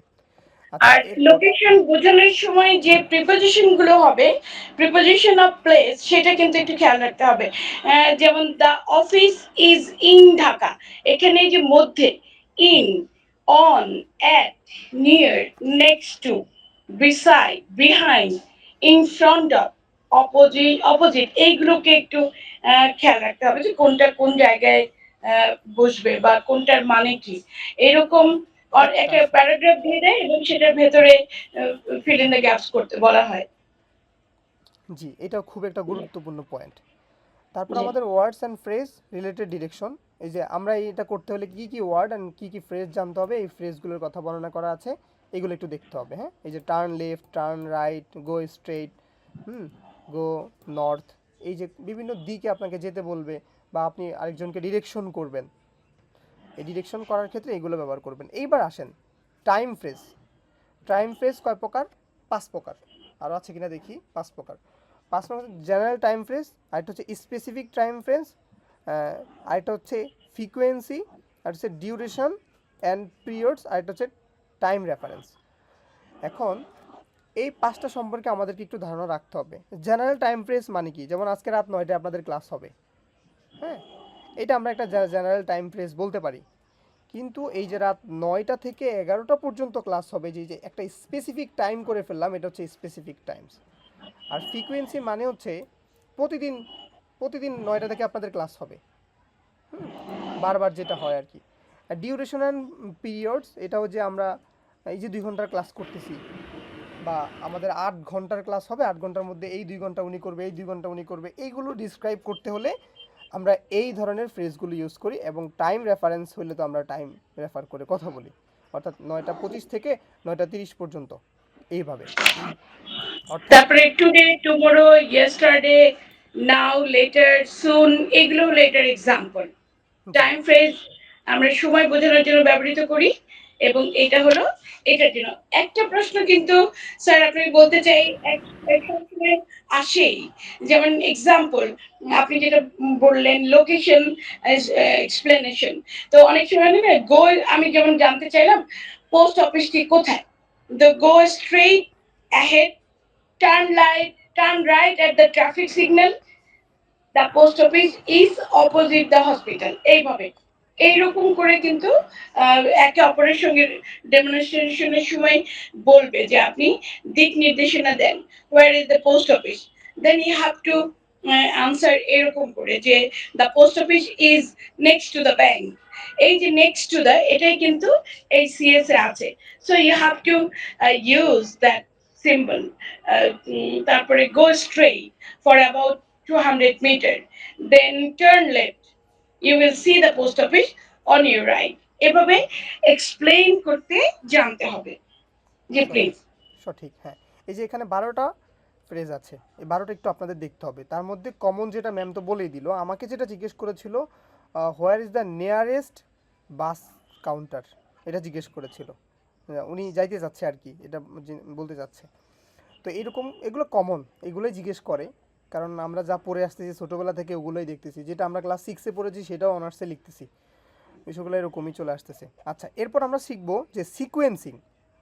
সিকোয়েন্সিংয়ের বাংলা সহজে আমি একটু বুঝায় বলি। ধরুন আমি একটা গল্প বলতেছি, আমি কক্সবাজারে গেলাম, কক্সবাজারে গিয়ে বাস থেকে নামার পর এত সুন্দর বাতাস আসলো, আমি আমার দুটো হাতকে প্রথমেই প্রসারিত করে দিলাম। এরপর আমি একটা ফটোগ্রাফারকে দেখলাম, এরপর এই যে খেয়াল করবেন, এরপর আমি একটা ফটোগ্রাফারকে দেখলাম, দেন আমি তাকে ছবি তুলতে বললাম, ছবি তুললাম, ছবি তোলার পর অতিরিক্তভাবে আমি তার সাথে আরও একটু তার পার্সোনাল বিষয়গুলো জানলাম। এই যে আমি দেন তারপর আরও একটু বিস্তারিত জানার চেষ্টা করলাম, এই যে এই শব্দগুলো আমরা ব্যবহার করি, এগুলো হচ্ছে আমাদের সিকোয়েন্সিংয়ের ক্ষেত্রে আমরা ব্যবহার করি। যেমন আমরা শুরু করলে আমরা কি করি বলি, ফার্স্টলি বলতে পারি, অ্যাট ফার্স্ট টেক মাই সালাম, এই যেভাবে বলি, তাই না? আর মিডিলে আমরা কি বলি, দেন, নেক্সট, আফটার দ্যাট, এই যে শব্দগুলো আমরা উচ্চারণ করি, এবং শেষের দিকে আমরা বলি ফাইনালি। আরও অতিরিক্ত ইনফরমেশন অ্যাড করার জন্য আমরা বলি moreover, in addition, also, as well as, ঠিক আছে? এই যে শব্দগুলো আমরা ব্যবহার করতে পারি। তারপর দেখেন গিভিং এক্সাম্পল, বিভিন্ন এক্সাম্পল দেওয়ার ক্ষেত্রে, এটা কমন সেন্টেন্স না বলে অনেক সময় আমাদের মনে থাকে না, অ্যাকচুয়ালি কোনো কাজ বা ঘটনার ধাপ সঠিকভাবে বোঝানোর জন্য এইগুলো ব্যবহৃত শব্দ বা বাক্যাংশ আসলে sequence.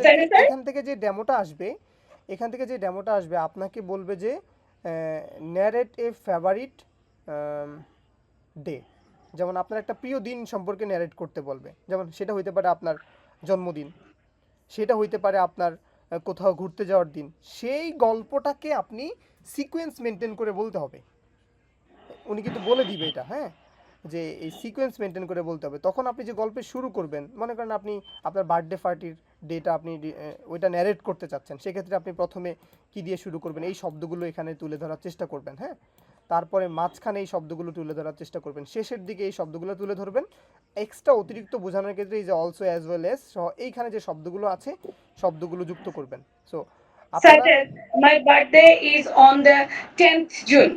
I usually celebrate it with my family and close friends. We cut a birthday cake, enjoy delicious food, and spend quality time together.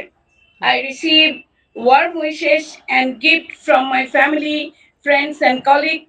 My birthday is a special day for me because it reminds me to be grateful for another year of life and to look forward to new opportunities. তাহলে কি হলো, এই টোটালটা একটা সাবলীল ভাবে explain করা হলো উইথ দ্যাট ওয়ার্ড। ঠিক আছে না? জি ম্যাম, জি।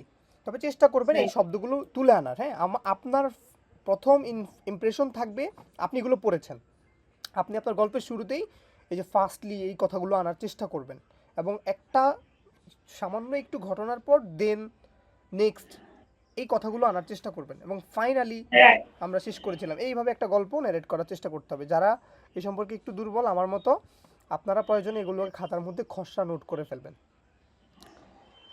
আমরা এই পর্যায়ে এসে যদি আমরা ডেমোতে নট ইয়েট হই তাহলে এটা কিন্তু খুবই দুঃখজনক, আরেকজনের কাছে বলতে গেলেও খারাপ লাগে। সো এটা আমরা চাই না। ইনশাল্লাহ একটু হার্ডওয়ার্ক করতে হবে। হ্যাঁ, এখানে আমাদের একটা পারসিপশন থাকে, অ্যাজ এ ট্রেনার হিসাবে আমাদের একটা পারসিপশন থাকে। আমি মনে করতেছি সবাই খুব ভালো বুঝতেছে, কিন্তু এমনও হতে পারে যে দুই একজন আছে যে আসলে ইংরেজিকে খুব ভয় পায় বা ছোটোবেলা থেকে ইংরেজির সাথে রিলেট না। তো আমার যাত্রাটা খুব ভয়ের ছিল, আমি এখনও ইংরেজি শিখতেছি, শেখার চেষ্টা করতেছি। তো যারা বিশেষ করে আমার মতো তাদেরকে আরেকটু বেশি কষ্ট করতে হবে। হ্যাঁ, আপনি অনেক পরিশ্রমী এবং অনেক জানেন, এই ছোট মানুষ হয়ে আলহামদুলিল্লাহ। আচ্ছা, এরপর আমরা থ্যাংক ইউ ম্যাম, এবার আমাদের কিছু কোশ্চেন্স করতে জানতে হবে। আমরা উপরেও কিছু কিন্তু কোশ্চেন্স টাইপস দেখেছিলাম। হ্যাঁ, কিন্তু এইখানে আমাদের কিছু কোশ্চেন্সের টাইপস আমরা দেখতে পাচ্ছি, সেটা হচ্ছে ওই যে প্লেসকে ডিসক্রাইব করার ক্ষেত্রে, টাইমকে ডিসক্রাইব করার ক্ষেত্রে কি কি ধরনের আমরা কোশ্চেন ইউজ করতে পারি, এগুলোর কথা এখানে বলা হয়েছে। জাস্ট আপনারা এগুলো একটু প্র্যাকটিস করবেন। তারপর আমরা দ্বিতীয়টাতে চলে আসি। দ্বিতীয়টার মধ্যেও আমরা ঠিক সেমভাবে আমরা চলে যাব রেঞ্জ অফ ভেরিয়েবলে। প্রফেশনাল কমিউনিকেশন, আমরা প্রফেশনালি কমিউনিকেশন করব কোথায় কোথায়? বিশেষ করে আমরা টকিং অ্যাবাউট এ জব সম্পর্কে যখন কথা বলি তখন আমরা প্রফেশনাল কমিউনিকেট করি। হ্যাঁ, গিভিং ইনস্ট্রাকশন দেওয়ার ক্ষেত্রে করি, চেকিং আন্ডারস্ট্যান্ডিংয়ের ক্ষেত্রে করি, মেকিং সাজেশনের ক্ষেত্রে করি, আর্গুমেন্টেশনের ক্ষেত্রে করি। অর্থাৎ অ্যাগ্রি, আর্গুমেন্টেশনের মিনিং থেকে কিন্তু এমসিকিউ আসে। আর্গুমেন্টেশন means agree or disagree.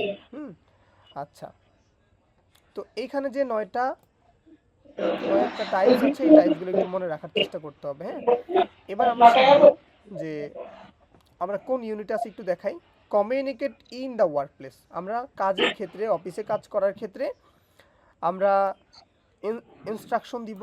So instruction দেওয়ার ক্ষেত্রে কি কি শব্দ ব্যবহার করতে পারি, এই শব্দগুলো এখানে আছে, এবং অপর ব্যক্তি বা আমার অন্য কলিগ সেই কাজটা বুঝতে পেরেছে কিনা ওই রিলেটেড এখানে 4টা শব্দ আছে।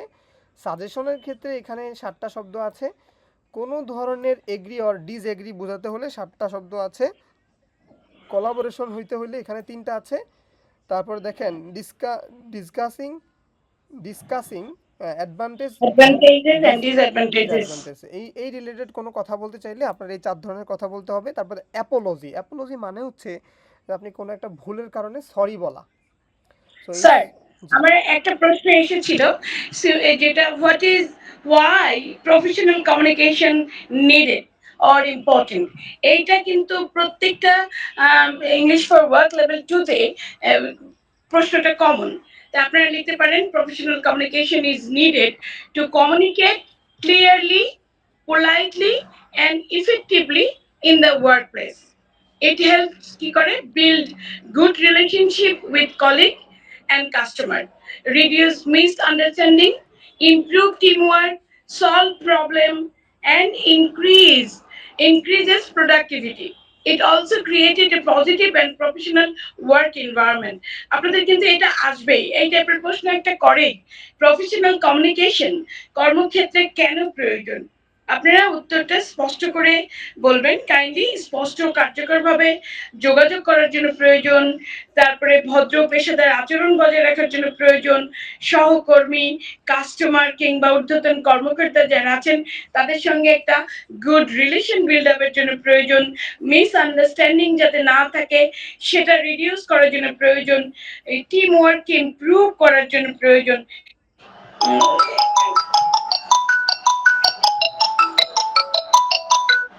জি ম্যাম হ্যালো, আসলে খুব চমৎকার করে বলেছে এই বিষয়গুলো। হ্যাঁ, থ্যাংক ইউ। আচ্ছা, এরপর আমরা দেখব যে কো ওয়ার্কার। আমাদের অফিসে কাজ করার ক্ষেত্রে আমাদের সহকর্মী থাকে না? সো অনেকেই সহকর্মী থাকে। এখানে 3 ধরনের সহকর্মীর কথা বলা হয়েছে: senior, junior and colleagues. Just এইটা একটু মাথায় রাখতে হবে। জাস্ট এটুকুই। অফিসে আমরা বিভিন্ন ডকুমেন্টস ইউজ করি, এখানে 6 ধরনের ডকুমেন্টের কথা বলা হয়েছে। ডকুমেন্টগুলো আপনারা চিনেন, জানেন। তারপর আমরা শিখবো যে টেলিফোন কনভারসেশন স্কিলস, অর্থাৎ টেলিফোনে কথা বলতে হইলে আপনাকে এইটা কিন্তু মনে রাখতে হবে, এটা সিকোয়েন্স মেনটেন করে লিখতে হবে। টেলিফোনে কথা বলার ক্ষেত্রে আমরা কোন সিকোয়েন্সে কথা বলি? প্রথমে আমরা ফোন দিয়েই আমরা কি করি? আসসালামু আলাইকুম বলি। তারপর বলি আমি আপনাকে কল করেছিলাম ওই এনএসডি এর অ্যাপ্রুভালের ক্ষেত্রে এই বিষয়ের জন্য। দেন তারপর আমরা কি করি? মেসেজটা দিই, তারপর আমরা ফোনটা কেটে দিই। অর্থাৎ এই 4টা ধাপ একটু মনে রাখেন। সিকোয়েন্সটা লিখতে বলে আর কি। আচ্ছা, তো এইবার দেখেন এখানে কিছু ডেমো দেওয়া হয়েছে, আপনারা এগুলো সম্পর্কে ভালো জানেন। যে অ্যানসারিং, মানে আপনারা কেউ ফোন করলো, তখন আপনি কি করবেন? হ্যালো, এমডি আলামিন স্পিকিং, এইভাবে কথাগুলো বলতে পারেন। এবং আপনি ফোনে কথা বলার ক্ষেত্রে নিজের সেলফ ইন্ট্রোটা কীভাবে দিতে পারেন একটু শর্ট করে বলবেন যে I am Al Amin and I want to talk about digital marketing service আর ফেসবুক মার্কেটিং সার্ভিস। আপনি আপনার রিলেটেড কোনো একটা বিষয় শেয়ার করে ফেলবেন, কোনো প্রশ্ন স্যার করতে আমি চাইলে। একটু শেয়ার করি। প্লিজ। আপনি যদি আমাকে বলেন, আমাকে যদি কোন বলতে বলেন, তাহলে আমি স্যার এইভাবে বলবো, good morning, this is Zinat Rehana speaking, I am calling from JN communication and skills development centre.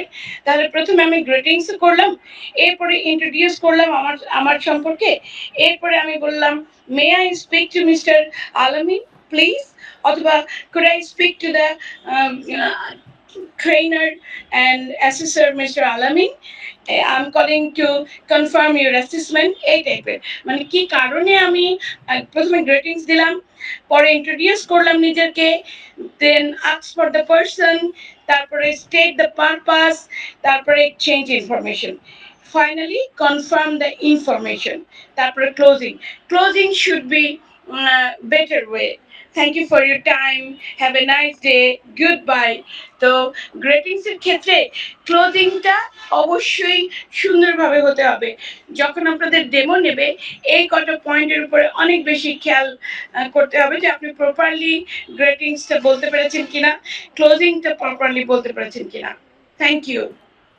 জি, এখান থেকে আপনাদেরকে যে সিনারিওটা তৈরি করে দিতে পারে, কোন একটা মার্কেটে আপনাদেরকে নিয়ে যাবে, বলবে যে ধরেন আপনি ইলেকট্রিকের এই পণ্যটা বিক্রি করতেছেন, আর আরেকজনকে বলবে যে আপনি এটা কিনতে আসছেন। সো দুজন কথা বলেন, আপনারা টেলিফোনে কথা বলেন। বলবে যে মনে করেন উনি বাসায় আর আপনি দোকানে, আপনি অফিসে। সো একজনকে কল করেন। তো সেক্ষেত্রে আপনাদেরকে এই সিকোয়েন্সগুলো মেনটেন করে আপনার নিজের পরিচয় দেওয়া, ইনফরমেশন চাওয়া, কনফার্ম ডিটেলস, হ্যাঁ, রিকোয়েস্ট করা, এই বিষয়গুলো স্যার চেক করবে। হ্যাঁ, এই হচ্ছে বিষয়। দেখেন ফোন কাটার ক্ষেত্রে যেটা ম্যাম অলরেডি সব কিছু আলোচনা করে দিয়েছে। হ্যাঁ, আর্গুমেন্টস কীভাবে করবেন, তর্ক বিতর্ক করার দরকার আছে না, এগুলো মাঝে মাঝে আমাদের অ্যাপোলজিরও দরকার আছে। এ হচ্ছে বিষয়। তো এখানে আপনাদেরকে ডিরেক্ট প্রশ্ন জিজ্ঞেস করবে digital communication platform. Digital communication প্ল্যাটফর্মগুলোর নাম লিখতে বলবে। সো অনেকগুলোই আছে। আমরা ডিজিটাল কমিউনিকেশন অনেক জায়গায় কথা বলি না, কাজ করি না, কিন্তু এই 3 ধরনের কথা আপনাকে অবশ্যই মাথায় রাখতে হবে। এই 3 ধরনের কোনো একটাই এমসিকিউতে অপশন হিসেবে আসবে। আর এগুলো একটু মনে রাখবেন: social networking site, messaging apps, email. এটা হচ্ছে বিষয়। মেসেজ আমরা কোথায় কোথায় করতে পারি? মেসেজ আসলে আমরা শর্ট মেসেজই করতে পারি, ইমেল করতে পারি, ভয়েস মেসেজ করতে পারি। এইবার আপনাদেরকে একটু বলি, আমরা টেলিফোনে কনভারসেশন করতে হলে আমাদেরকে কিছু অ্যাব্রিভিয়েশনসের জানার দরকার আছে। এখানে 24টা অ্যাব্রিভিয়েশনের কথা বর্ণনা করা হয়েছে। এইগুলো জাস্ট আপনাদেরকে একবারে মুখস্থ করে ফেলতে হবে। সত্যিকার অর্থে এই সিএসের মধ্যে সবচাইতে গুরুত্বপূর্ণ জানার মতো টপিক হচ্ছে এটা। আমার মনে হয় যে সবাই কিছু না কিছু জানে, কিন্তু এতগুলা অ্যাব্রিভিয়েশন আমার মনে হয় যে কেউ একসাথে এতগুলা শিখে নাই। তো এখান থেকে দেখেন এই অ্যাব্রিভিয়েশনগুলো শিখতে হবে, যে OMG, হ্যাঁ, এটা আমরা মাঝে মাঝে ফেসবুকে ইউজ করতে দেখি, ও মাই গড, তাই না? IDK, এটা যদি আমরা ফেসবুকে লিখি অনেকেই হয়তো জানবে না, হ্যাঁ, আই ডোন্ট নো, হ্যাঁ, তারপরে by the way, BTW, by the way.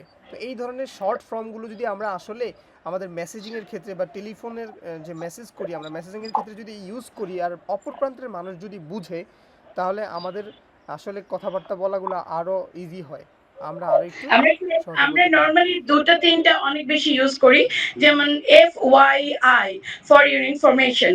RSVP এবার পরীক্ষা এসেছিল আমাদের, যখন লাস্ট ব্যাচে অ্যান্সার দিয়েছে স্টুডেন্টরা, দেখলাম যে RSVP বলে যখন রেসপন্স করতে বলা হয়, please response, TBD to be determined. তারপরে আরেকটা জিনিস স্যার আপনার সাথে শেয়ার করি, এই পরীক্ষার এটাতেও এসেছিল যে হোয়াট ইজ ডিজিটাল মার্কেটিং এবং ডিজিটাল কমিউনিকেশনের প্ল্যাটফর্ম হলো এমন একটা অনলাইন মাধ্যম বা অ্যাপ যা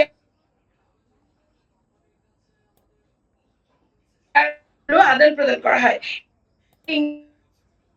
Digital communication platform is an online tool or application communicate, share information,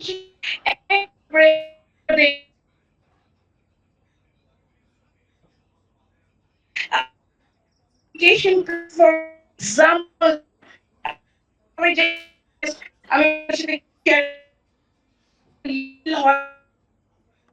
আমি Microsoft teams, Facebook Messenger, Telegram, Skype, এগুলো হলো example for digital communication platform. এইটা কিন্তু আসবে, মানে এই কিছু কিছু জিনিস আছে একেবারেই আসেই।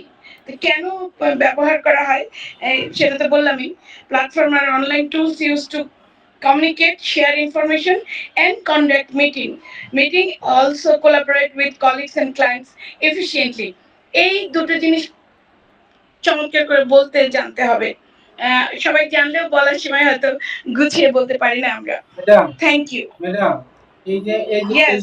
এইগুলো যে আমরা করতেছি বা করতেছি, এখানে একটু প্র্যাকটিস করলে তো হয় যে ম্যাডাম, যে আমরা একটু বললাম, একটু বলার চেষ্টা করলাম, এই কোশ্চেনটা করলেন, একটু বললে ভালো হতো না? এক্স্যাক্টলি স্যার আপনাদের সেকেন্ড ক্লাসে কনভারসেশন করতে বলবে দুজনকে। এটা আমাদের সেকেন্ড ক্লাসে ইন্টারঅ্যাক্টিভ সেশনটা শুরু হয়। সো এটা আমরা চাই স্যার আপনাদের পুরো সিএসটা নিয়ে একটা সামারাইজ করুক, আফটার দ্যাট এই কনভারসেশনটা শুরু হবে। একে অপরের সঙ্গে ইন্ট্রোডাকশন করা কিংবা ডেমনস্ট্রেশন জায়গাটায় যাতে আপনাদের ফাম্বল না হয়, কনফিডেন্টের সঙ্গে একে অপরের সঙ্গে কমিউনিকেট করতে পারেন, সেটার জন্য আমরা 10 to 15 মিনিট একটা সেশন রাখবো। আপনি বলবেন কার সঙ্গে কথা বলবেন বা কি। আগে স্যার পুরো সিলেবাসটা আপনাদের সাথে একটুখানি ডিসকাস করে ফেলুন, আফটার দ্যাট। Thank you. জি, ইনশাল্লাহ। আজকে এই বিষয়টা আমি বোঝানোর পর আপনারা যখন সিএসটা ভালো করে এভাবে পড়বেন, আগামীকাল তো আপনাদের অফ থাকবে, সো পড়ার পর আপনি দেখবেন যে আপনার কাছে অনেক ইনফরমেশন আপনার কাছে খুব পরিচিত মনে হবে। তারপর আগামী ক্লাসে আমরা যে ডেমনস্ট্রেশন এবং ওরাল সম্পর্কে জানবো, সেই জায়গায় আপনারা চাইলে প্র্যাকটিস করতে পারবেন। কিন্তু বিষয়টা হচ্ছে যে এইগুলো হয়ে ওঠে না, কারণ আপনারা অনেকেই অ্যাসেসর, অনেকে অনেক বড় বড় প্রতিষ্ঠানে কাজ করেন, যে 2 ঘন্টা বা 1 ঘন্টা সময় দেন, এইটাই আপনার দেওয়া অনেক বড় সময় আমাদের জন্য। আচ্ছা, চেষ্টা করবো ইনশাল্লাহ স্যার আপনার মতো করে। আচ্ছা, হ্যাঁ, এইখানে দেখেন কিছু, হ্যাঁ, ওয়ার্ড অ্যান্ড ফ্রেজ আবার বর্ণনা করা হয়েছে প্রত্যেকটার মতোই। এখানে মজার বিষয়টা কি, আমাদের বাংলাদেশে যত জায়গায় স্পোকেন ইংলিশ শেখায়, দেখা যায় যে তারা তাদের মতো করে শেখায়। কিন্তু ভাই, শিখার কি শেষ আছে? শব্দের কি শেষ আছে? কিন্তু এই এনএসডি এর এই সিএসটার ভিতরে একটা মজা আছে যে না, এক ধরনের নির্দিষ্ট কিছু জিনিসই জানতে হবে। যদি সবার জন্য এটা বাধ্যতামূলক করে দেওয়া হতো, তাহলে কমপক্ষে এই সিএসটার আওতায় সবাই চলে আসতো। এই যে এইখানে যতগুলো অ্যাব্রিভিয়েশন আছে, এগুলো আমরা ইউজ করার সাথে সাথে অপর প্রান্তের মানুষটা বুঝতে যেত। কিন্তু এখন যেটা হয়, মনে করেন আপনি সাইফুডসে ভর্তি হলেন, আপনাকে প্রথম 10টা শিখালো, কিন্তু আরেক জায়গায় দেখলাম যে এই 10টা না, পরের 10টা শিখালো, তাহলে বোঝা গেল যে আমি যেটা ইউজ করতেছি ওটা অপর প্রান্তের মানুষ বুঝতেছে না, তাহলে তো আসলে বিষয়টা হচ্ছে না। এই জন্য আমাদেরকে একটা সিলেবাসের আন্ডারে বা একটা সিএস এর আন্ডারে যদি আমরা অ্যাকোমোডেট হতে পারি, আমাদের বিষয়গুলো আরও সহজ হয়। হ্যাঁ, আচ্ছা, তারপর আমরা যদি পরেরটা একটু দেখি, এই যে আন্ডারস্ট্যান্ড লাইফস্টাইল অ্যান্ড ওয়েলবিং, অর্থাৎ আমাদের জীবন চক্রের মধ্যে আমরা অনেক ধরনের সমস্যা ফেস করি বা অনেক কিছু আমরা বলার চেষ্টা করি। হ্যাঁ, এই খাবারটা ভালো লাগে, ওই হোটেলটা ভালো লাগে, আমরা এগুলো বলি না। এখানে দেখেন, ফুড প্রেফারেন্স বলতে কি বোঝায়? প্রেফারেন্স বলতে শুধুমাত্র লাইক ডিসলাইক বোঝায় না। প্রেফারেন্স বলতে আপনার বোঝায় লাইক, ডিসলাইক, কম্পেয়ার এবং ডায়েট চয়েস। এই চারটা অপশনই, 4 ধরনের বিষয়টাই আপনার বোঝায়। তো এই 4 ধরনের বিষয়টা একটু মনে রাখবেন। আচ্ছা, তারপর দেখেন এই যে কিছু ফ্রেজ অ্যান্ড ওয়ার্ড বলা হয়েছে, যেমন আমরা বলি না আম হাংরি, আম থার্স্টি, এই যে আমরা শব্দগুলো ব্যবহার করি, এখানে কিছু ফ্রেজের কথা বর্ণনা করা হয়েছে, এগুলো একটু দেখতে হবে। এরপর আমরা দেখি 3 নম্বরে দেখেন ফেস্টিভ্যালস। আমি আপনাদেরকে বারবার বলতেছি, আমি কিন্তু এই ফ্রেজ রিলেটেড যে ওয়ার্ডগুলো আছে এগুলো আপনাদের পড়ার জন্য বলছি, আপনারা একটু পড়ে ফেলবেন, দেখবেন যেগুলো সবই ইজি, আপনি কখনো না কখনো ইউজ করেছেন। জাস্ট গুরুত্বপূর্ণ যে পয়েন্টগুলো মাথায় রাখা উচিত, আজকে সেশনে আপনার মনে থাকবে বলে মনে করছি, ওইগুলোতে বেশি একটু টাচ করতেছি। ফেস্টিভ্যালস কয় প্রকার এখান থেকে আসতে পারে, ঠিক আছে? একটা হচ্ছে রিলিজিয়াস, আরেকটা হচ্ছে কালচারাল, একটা হচ্ছে ন্যাশনাল অবজারভেশন। যেমন 16ই ডিসেম্বর, এটা হচ্ছে এটা কালচারাল, মানে হচ্ছে এই যে আমরা কালচারালি কী করি, বৈশাখ পালন করি, তাই না? স্যার এক মিনিট স্যার, ওই যে ভদ্রলোক প্রশ্ন করেছিলেন যে উনি ডেমনস্ট্রেশন পার্টটাকে অ্যাটেন্ড করতে চাচ্ছেন একে অপরের সঙ্গে ওরাল কমিউনিকেশনে, ওনার নামটা কি আমি ঠিক দেখতে পাচ্ছি না, আমি মোবাইল থেকে অ্যাটেন্ড করেছি এই কারণে। আমি কি ওনাকে একটা প্রশ্ন আপনি কি কাইন্ডলি করতে পারেন? হ্যাঁ, প্লিজ প্লিজ ম্যাম, প্লিজ। ওনার নাম হচ্ছে Jahangir Hossain Kajal sir, Mohammad Jahangir Hossain Kajal sir. Okay, Kajal sir, attention Kajal sir please. এর প্রথমেই আমরা বলেছি যে আমি বিশ্বাস করি আপনাদের মধ্যে অনেকেই অ্যাসেসর আছেন, অনেকেই ট্রেনার আছেন এবং আমাদের চেয়ে অনেক বেটার জানেন। আমরা কেবলই একে অপরের কাছ থেকে শেয়ার করব। আমরা আপনাদের অ্যাসেসর হিসেবে দায়িত্ব পালন করছেন অনেকে, তাই আপনারা কতটুকু শেখাতে পারবো এটা আমরা বলবো না, বা আমরা বিশ্বাস করবো আজকের সেশনের মাধ্যমে আমরা পারস্পরিকভাবে একে অপরের কাছ থেকে শিখবো, সবাই মিলে নিজ নিজ অভিজ্ঞতা, জ্ঞান এবং দক্ষতাকে শেয়ার করব। সেইটার প্রেক্ষিতে আপনাকে আমি বলতে চাচ্ছি যে আপনি যদি ডিসক্রাইব এনি ফেস্টিভ্যাল, একটু আগে যেটা স্যার পড়ালেন, সাচ অ্যাজ আপনি আপনার ঈদ উল ফিতরটা কেমন করে ডিসক্রাইব করবেন অন্যের কাছে, এইটুকুন, মানে ঈদ উল ফিতর আপনি কিভাবে পালন করেন, এটা যদি আপনাকে ডিসক্রাইব করতে বলা হয়, জাস্ট 2 মিনিট একটু করেন kindly. Okay, no problem. Just after a long time, I am not speaking at all nowadays, but I want to say something about our main festival, Eid al-Fitr.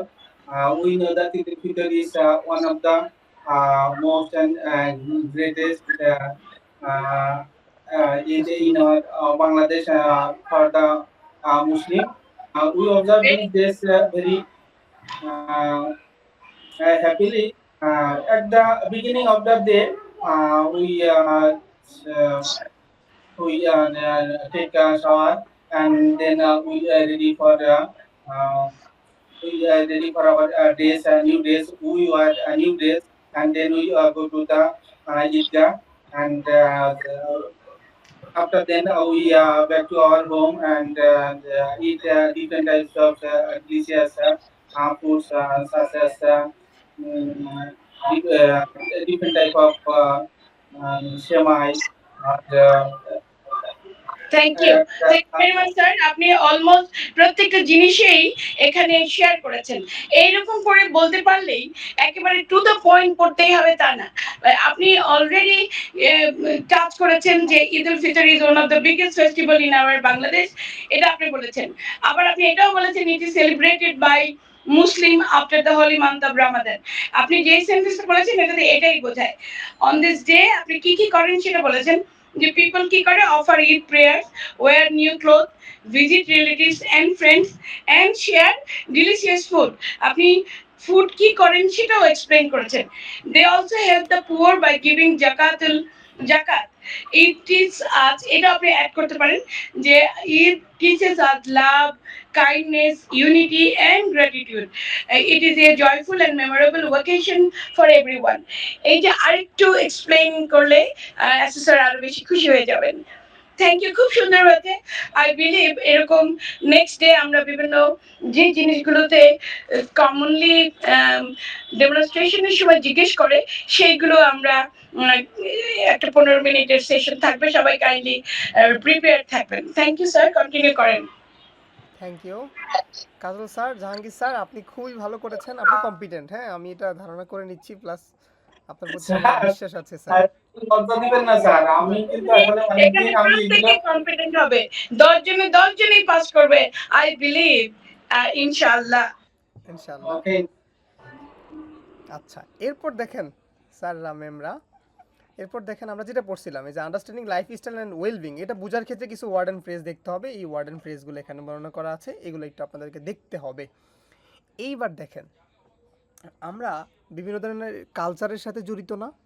কোন কোন ধরনের কালচারের সাথে জড়িত? এই যে এখানে 6 প্রকারের কালচারের কথা বলা হয়েছে।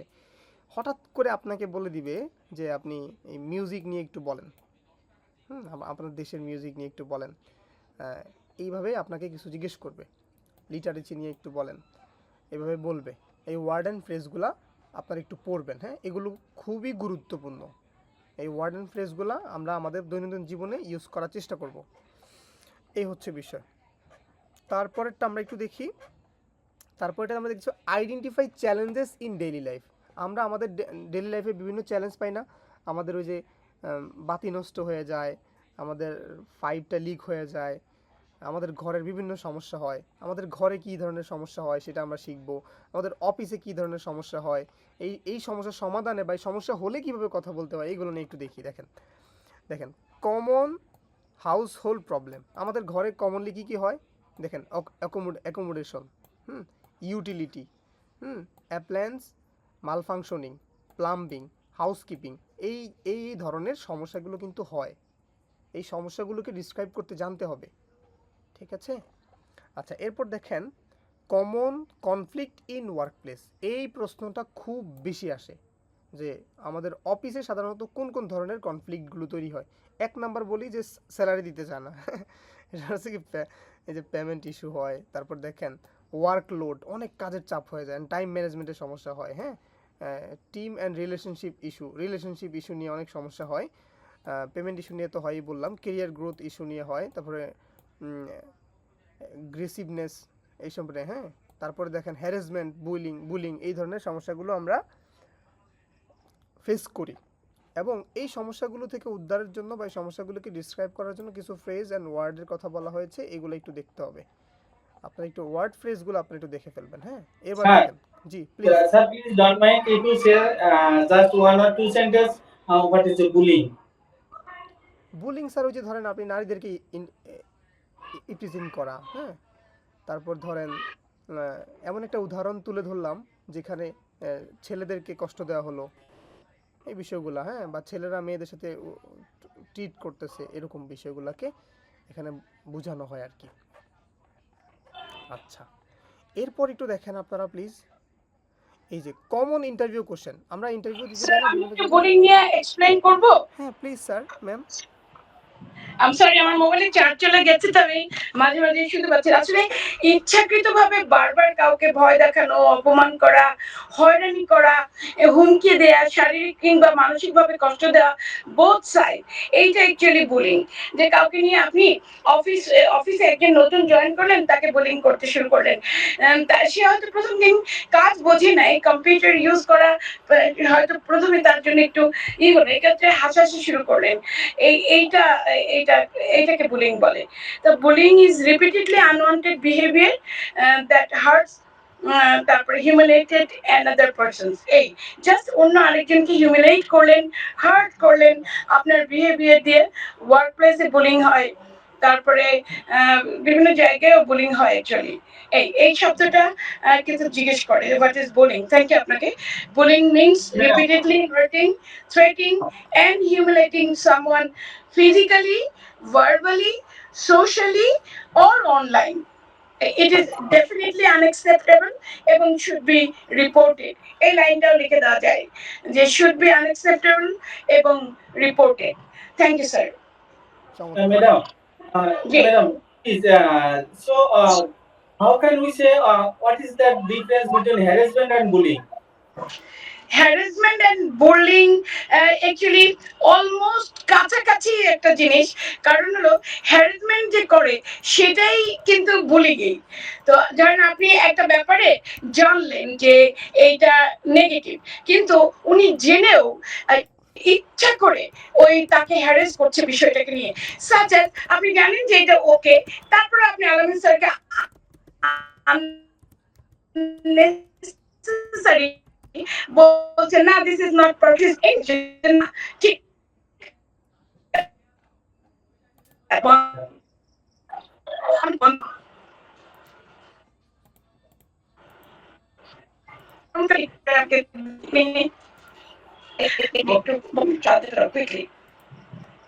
চার্জারটা দাও। আমার কথা কি শোনা যাচ্ছে? এখানেও নেটের সমস্যা প্রচুর।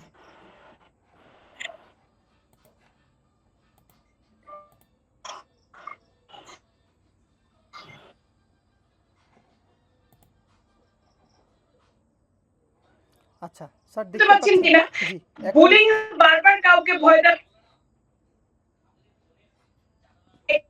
ব্যক্তিগত বৈশিষ্ট্যে অপমান বা হয়রানি করা, দুটো কিন্তু পার্থক্য আছে। হ্যাঁ,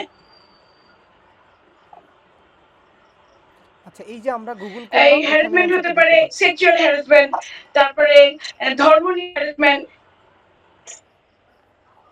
ভয় দেখানোটা হচ্ছে বুলিং, আর হ্যারাসমেন্ট হচ্ছে হয়রানি করা, বিরক্ত করা। হ্যাঁ আচ্ছা, তাহলে একটু ছোট্ট করে সংজ্ঞাটা দেখি। আসলে এটা খুব ভালো একটা ইফেক্টিভ কোশ্চেন করেছেন উনি। এটি সাধারণত ইচ্ছাকৃত বা বারবার সংঘটিত আক্রমণাত্মক আচরণ। বুলিং ইজ রিপিটেটিভ বিহেভিয়ার, আর হ্যারাসমেন্ট হলো অনাকাঙ্ক্ষিত হয়রানি, বিশেষ করে কারো ব্যক্তিগত বৈশিষ্ট্য যেমন ধর্ম, জাতি, তারপরে লিঙ্গ, এগুলোকে কেন্দ্র করে যে কাজটা অনাকাঙ্ক্ষিত কাজ করা হয় সেগুলো হ্যারাসমেন্ট। আর বুলিং হলো বারবার ভয় দেখানো, অপমান করা। এই জি চমৎকার। আমি কি কন্টিনিউ করবো ম্যাম? আপনারা শুনতে পাচ্ছেন? জি ম্যাম শুনতে পাচ্ছি। শুনতে পাচ্ছেন স্যার? আমি আরেকবার বলি, please. is repeatedly behavior intended to hurt, মানে আপনার ইন্টেনশন থাকলে অন্যকে হার্ট করা, ইন্টিমিডেট করা এন্ড হিউমিলিয়েট করা সামওয়ান। আর হ্যারাসমেন্ট হলো আপনি এমন একটা বিহেভিয়ার করা যেটাতে তাকে অপমান করা হয় এবং তার চরিত্র নিয়ে করা হয়। এই আচ্ছা অনাকাঙ্ক্ষিতভাবে যে হয়রানি করা ওইটা হ্যারাসমেন্ট। স্যার কি বুঝতে পেরেছেন ব্যক্তিগতভাবে জাহাঙ্গীর স্যার? মোটামুটি তো ক্লিয়ার আশা করা যায়। হ্যাঁ জি জি স্যার। জি থ্যাংক ইউ। আচ্ছা এরপর আমরা একটু শিখি, এইটা কিন্তু খুব গুরুত্বপূর্ণ কোশ্চেন। হ্যাঁ এই শুনেন আমি একটু বলি, আপনারা এই ওয়ার্ড অ্যান্ড ফ্রেজ সম্পর্কে সবাই জানেন, কিন্তু এই যে যে স্ট্রাকচার ওয়াইজ যে কয়েকটা কথাবার্তা এগুলো কিন্তু কঠিন, এগুলো মনে থাকে না, এগুলো ভুল করে ফেলেন। হ্যাঁ আপনাকে জিজ্ঞেস করবে যে প্রেজেন্টেশন মডালিটিস কি লিখেন, তখন আপনি যদি এই তিনটা শব্দ না লিখতে পারেন কিন্তু আপনি ওইটাতে মার্ক পাবেন না। প্রেজেন্টেশন মডালিটিস হচ্ছে তিন ধরনের, অর্থাৎ কি আমরা ওরাল বা ভার্বাল, ভিজুয়াল, রিটেন, অর্থাৎ আমরা প্রেজেন্টেশন দিতে পারি এই তিন পদ্ধতিতে। প্রথম পদ্ধতিতে হচ্ছে আমরা মৌখিকভাবে দিতে পারি, আমরা ভিজুয়ালি দিতে পারি স্লাইড শেয়ার করে, আমরা লিখিতভাবে দিতে পারি। এই যে এই তিনটা প্রেজেন্টেশন মডালিটিস একটু ভালো করে মনে রাখতে হবে আপনাদের। তারপর দেখেন প্রেজেন্টেশন স্ট্রাকচার, এখান থেকেও কোশ্চেন আসে, আপনাকে বলবে যে প্রেজেন্টেশন স্ট্রাকচারটা লেখো। সেখানে আপনারা বলবেন দেখেন প্রেজেন্টেশন স্ট্রাকচারটা কি, প্রথমে ইন্ট্রোডাকশন দিতে হয়, তারপর মেইন বডি, তারপর কনক্লুশন, এফএকিউ, শেষ করতে হয়। তো এই পাঁচটা ধাপ মনে রাখবেন, এই পাঁচটা ধাপও কিন্তু লিখতে হয়, এগুলো আসে। এরপর প্রেজেন্টেশনের ক্ষেত্রে কি কি ওয়ার্ড প্রেস ব্যবহার করতে হবে এগুলো এখানে আছে। মোটামুটি আমরা আমাদের সিএসটা কমপ্লিট করতে পেরেছি। সো আমাদের ম্যামের কাছে মনে হতো সম্ভবত এখানের যে অ্যাসেসর আসছিল ওনার নাম কি মোহাম্মদ আমিন। হ্যাঁ উনি আমাকে শোনা যায়? জি ম্যাম শোনা যাচ্ছে ম্যাম। আচ্ছা, উনি হলেন ব্র্যাক ইউনিভার্সিটির একজন টিচার, ব্র্যাক ইউনিভার্সিটির ইংলিশের head. He was very good at heart. একজন অনেক কড়া মানুষ ছিলেন, ডানে বামেও তাকানো যাচ্ছিল না, এবং উনি চুপচাপ বসে থেকে বললেন যে আপনারা কনভারসেশন করেন, আমি বিদেশি, আপনি বিদেশি, আরেকজন ইংরেজি বোঝে না, আপনি, উনি ওনার কথা বাংলায় বলবে, আপনি এটাকে ইন্টারপ্রেট করবেন, এটাকে ট্রান্সলেট করে আমাকে বোঝাবেন। As I am a foreigner and আমি আপনাদের পরীক্ষক, আপনারা যেটা করবেন একে অপরের সঙ্গে ডিসকাস, নিজের সম্পর্কে, আপনার কাজ সম্পর্কে, এখানে কেন এসেছেন এটা ডিসক্রাইব করবেন, একজন বাংলায়, আরেকজন এটাকে ইংরেজিতে বলবেন, এমন করে বলতেছিল। এই মানে আপনারা যদি পেয়ার সিলেক্ট করেন নিজেরা, এটা করতে পারবেন। এই আপনাদেরকে মনে রাখতে হবে greetings, introduction, topic, main point, summary, thank you, এইগুলোকে মনে রেখে কথা বলা, আর একদম স্পেসিফিক, ক্লিয়ারলি আই কন্ট্যাক্টের প্রতি খেয়াল রাখতে হবে। এই চমৎকার। তাহলে এবার আমরা শেষ সময় একটু বলতেছি যে আমাদের কোশ্চেনটা আসলে কীরকম আসে। আমাদের এমসিকিউ আসে 15টা আর সিকিউ আসে 15টা। এখন আপনাদেরকে আমরা কিছু গুরুত্বপূর্ণ এমসিকিউ তো দেখানোর চেষ্টা করি, আপনারা দেখেন তো অ্যান্সার করতে পারেন কিনা।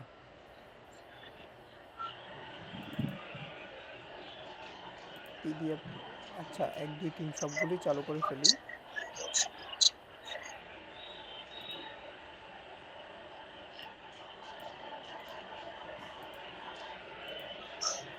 একটু সবাই প্লিজ, সবার কাছে অনুরোধ, আপনারা সবাই একটু অ্যান্সার করবেন। হ্যাঁ, জাস্ট আমরা 30টা এমসিকিউ দেখানোর চেষ্টা করব, আপনারা একটু অ্যান্সারগুলো করবেন। হ্যাঁ, এখান থেকে একটু বলার চেষ্টা করবেন 1 নম্বরের অ্যান্সারটা কি হতে পারে। আপনারা এতক্ষণ আলোচনা শুনছেন, হ্যাঁ, আমি 100% শিওর যে এতক্ষণ মনোযোগ দিয়ে শুনছে সে এই পরীক্ষায় কমপক্ষে 27 পাবে। 1 নম্বরের অ্যান্সারটা কি হতে পারে? 1 নম্বরটা বি হতে পারে। বি হতে পারে, হ্যাঁ জি, টিম ওয়ার্ক করতেছি প্লিজ আমরা। Interact everyone B number. Let's work together. B number. জি, বি নাম্বার। তাহলে এটা হয়ে গিয়েছে। হ্যাঁ, 2 নাম্বারটার অ্যান্সার কি হতে পারে? Do students politely apologize for the politely বলতে কি বোঝায় একজন একটু বলেন। পোলাইটলি বলতে ভদ্রভাবে। politely মানে আন্তরিকতার সাথে। হ্যাঁ, তাহলে না না, বিনয়ের সাথে। বিনয়ের সাথে। এখানে কোনটা আসতেছে প্লিজ? এখানে বি হবে। Sorry for the delay. B B number number হতে পারে।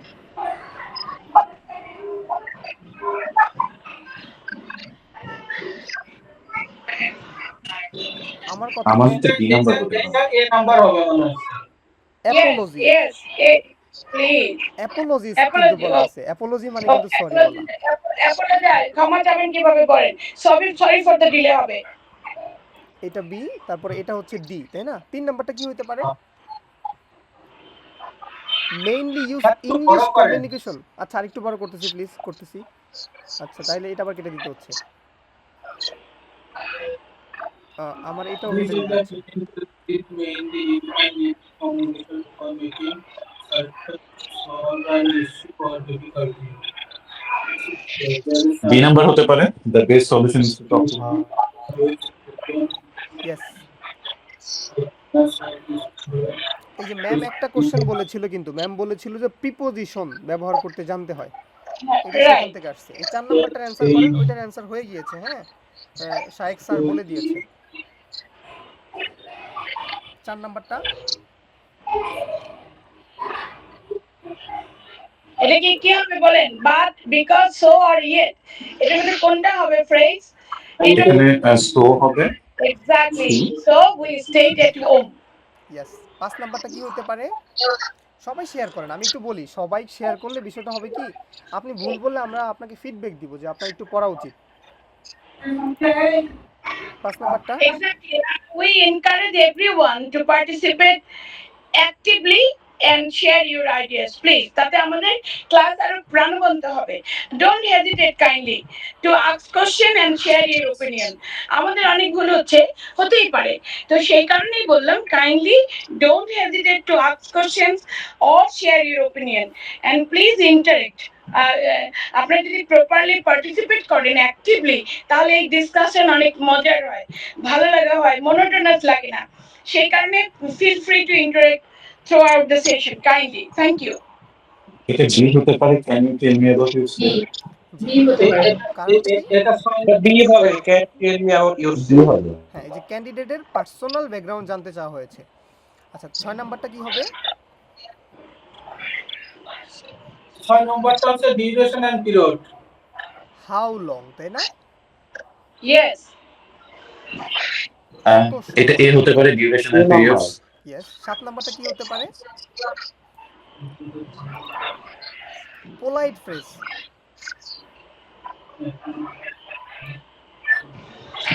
Could you please help me Could you with please help me with That's C number. Could you please? এটা polite request. এটা জানতে হবে how to polite request. Okay. Advise someone কোনটা? এটা B হতে পারে you should see a doctor. চমৎকার। Thank you. 9 নাম্বারটা ডিরেকশন উইদাউট টার্নিং, কথাটা কিন্তু বুঝতে হবে।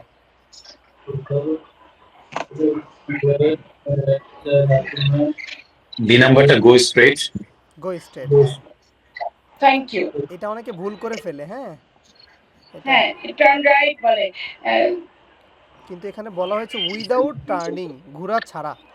আচ্ছা 10 নাম্বারটা that's it.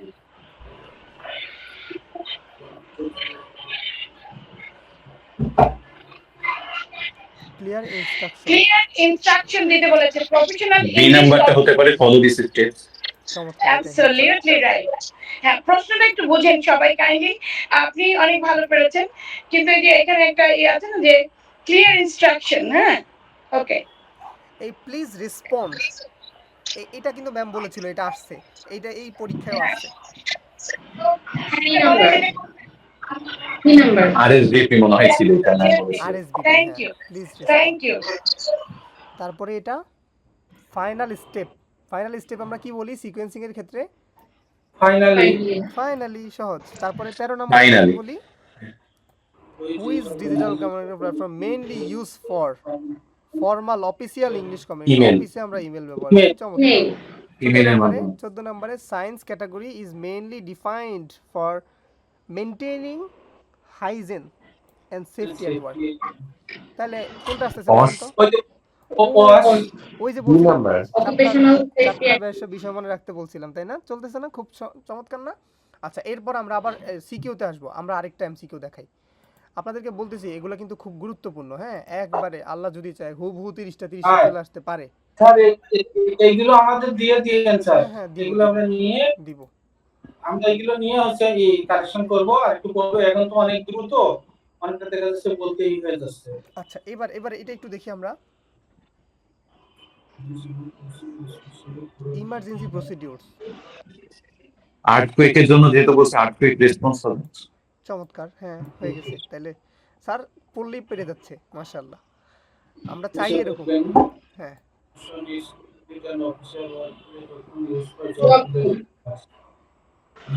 চমৎকার। Job sheet 3 number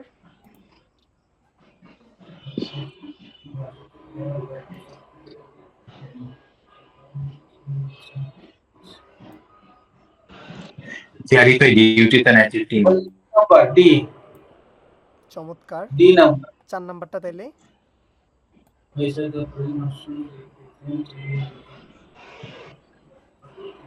coach, mentor. Coach বা মেন্টর। চমৎকার। 5 নাম্বারে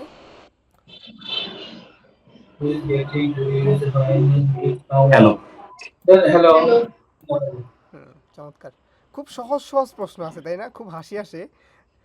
আচ্ছা তারপরে give me a pen. Can I borrow your pen? What's a borrow? Can I borrow your it? pen? 3 number চমৎকার। 7 নাম্বারটা This word is used to show the result or outcome of an action. Therefore, outcome. দেওয়ার পর হ্যাঁ আমরা শেষ মুহূর্তে যেটা বলি ফাইনালি। আচ্ছা তারপর you can walk there easily. within walking distance of yes 9 নাম্বারটা আলামিন স্যার, হুম নেক্সট থেকে আপনাকে একটা কথা বলি, গুগল লিংকটা আলাদা করে দিয়েন। যেমন আমাদের JN communication and skills development সেন্টারের যিনি অ্যাডভাইজার আছেন, উনি লিংকটা বুঝতে পারেননি, এই কারণে এতক্ষণ উনি আসেননি। তো এটা আমি আমি চাচ্ছিলাম স্যার থাকুক। স্যার আপনি কি এসেছেন? আসেন আপনি লিঙ্ক পেলাম। এই তো মাশাআল্লাহ আসছে। না স্যার, এই লিংকটা ক্লাসের শুরুতেই আলামিন সাহেব ক্লাস আমার কাছে রিমাইন্ডারে আপনি দিয়ে দিয়েছিলেন, আপনি খেয়াল করেননি। Sorry sir. ওকে, কন্টিনিউ করেন আলামিন সাহেব। হ্যাঁ আমাদের সাথে একজন লিডার আছেন। আমি স্যার আপনার সম্পর্কে একটু কাইন্ডলি যদি বলেন। 1টা মিনিট ইন্টারাপ্ট করার জন্য সরি। স্যার লিংকটা পাননি আনফরচুনেটলি। আমরা কিন্তু লিংকটা ক্লাসের শুরুতেই 9টা বাজার 15 মিনিট আগে আলামিন সাহেব দিয়ে দিয়েছিল ক্লাস রিমাইন্ডার কথাটা লিখে। সবাই আমরা সেভাবেই ঢুকেছি। স্যার কাইন্ডলি আপনার সম্পর্কে একটু বলুন। না, থ্যাংক ইউ। আসলে লিঙ্কটা আমি আমার কোনো ইয়েতে খুঁজে পাইনি এই পর্যন্ত। অনেক চেষ্টা করেছি। যাই হোক, হতেই পারে। তো আসলে এই ক্লাসটি এই ২য় ব্যাচ এই জেন কমিউনিকেশন স্কিল ডেভেলপমেন্টের আমাদের সিও জিনাত রায়হানা অনেক কষ্ট করে আমি দেখেছি অনেক লেবারেস ওয়ার্ক করে এই বেসগুলো তৈরি করেছেন এবং প্রথম ব্যাচে আল্লাহ রশিদ রহমতে 10 জনের ভিতরে 7 জনই পাস করেছে, এটা অত্যন্ত রিমার্কেবল।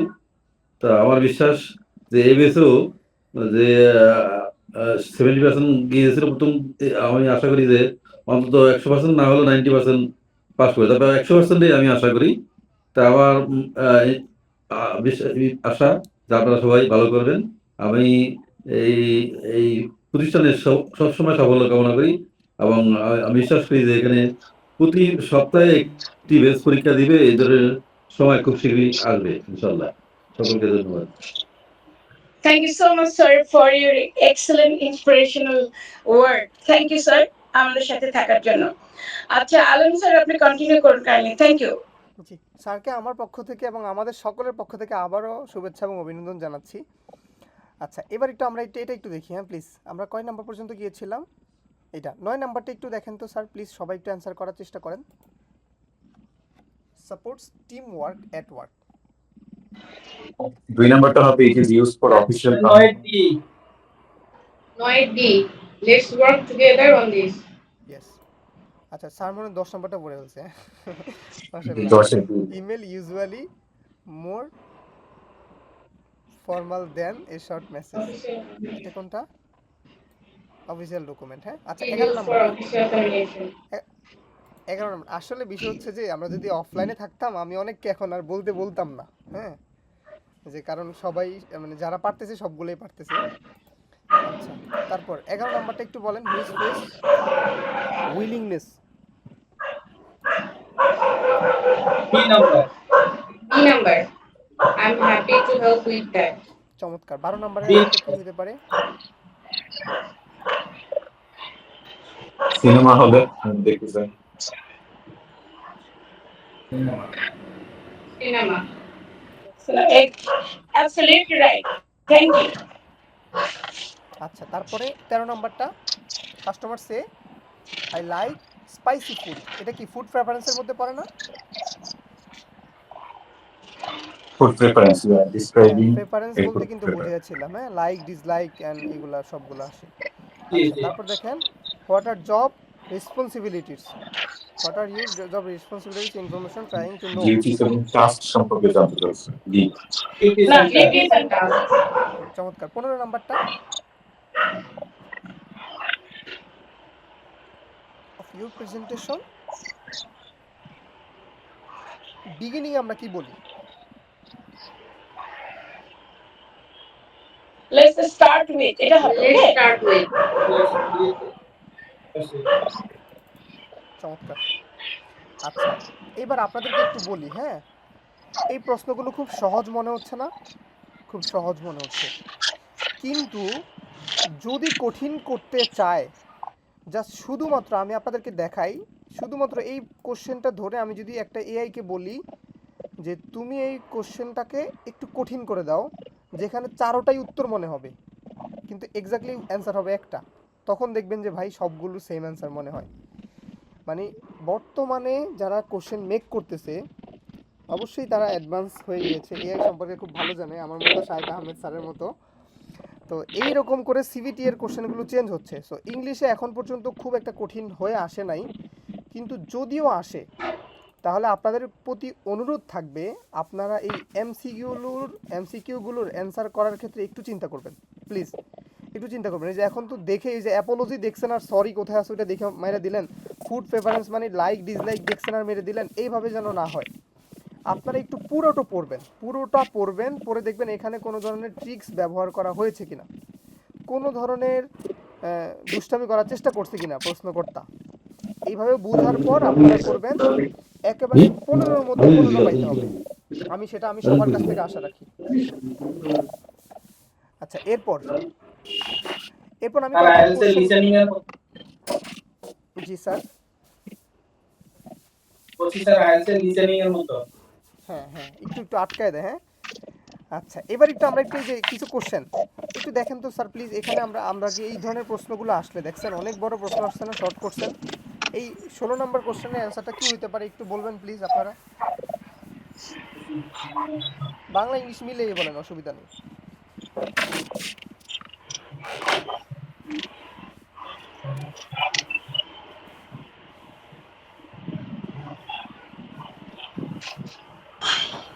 আচ্ছা, এইটা আপনাদের হোমওয়ার্ক থাকবে, এটাতে যেহেতু অ্যান্সার লেখা নাই, হ্যাঁ, এটার অ্যান্সারগুলো জি লিখে স্যার। আপনারা একটু অফিসে এটার অ্যান্সারগুলো লিখে জমা দিবেন। আরেকটা অ্যান্সার আমি লিখেছি অলরেডি, একটাতে ভুল আছে, এটার অ্যান্সারগুলো একটু দেখেন আপনাদের কাছে ফ্যামিলিয়ার মনে হচ্ছে কিনা। দেখেন 16 নম্বর কোশ্চেনটা কি আসছে, দেখেন এই ম্যাম কিন্তু এটা নিয়ে আলোচনা করেছিল আজকে। What are digital communication platform and why are they used, এই কোশ্চেনটা এসেছিল। আর তারপর দেখেন আরেকটা কোশ্চেন হচ্ছে why do people use social networking site to communicate, এই প্রশ্নটাও আসছিল, ম্যাম কিন্তু বলে দিয়েছে। Why is sequencing important in learning the English language, এই প্রশ্নটা খুবই গুরুত্বপূর্ণ। তারপর দেখেন এখানে এই traffic science rules help people, কীভাবে হেল্প করে চলাচলের ক্ষেত্রে। তারপর এখানে এই যে safety and health related ensure করব কীভাবে আমরা কোথায় আমরা এই ইন হুইচ ওয়ার্ক এনভায়রনমেন্ট, আমরা কোথায় কাজ করি আর কি, এই ধরনের ওয়ার্ক অফিসের কথাগুলো জানতে চাইছে। সিভিতে আমরা সাধারণত কি অ্যাড করি, এই প্রশ্নটার অ্যান্সার মনে হচ্ছে ভুল আছে, আপনারা একটু দেখে নেবেন প্লিজ, হ্যাঁ। এই সবগুলো শিট আপনাদেরকে দিয়ে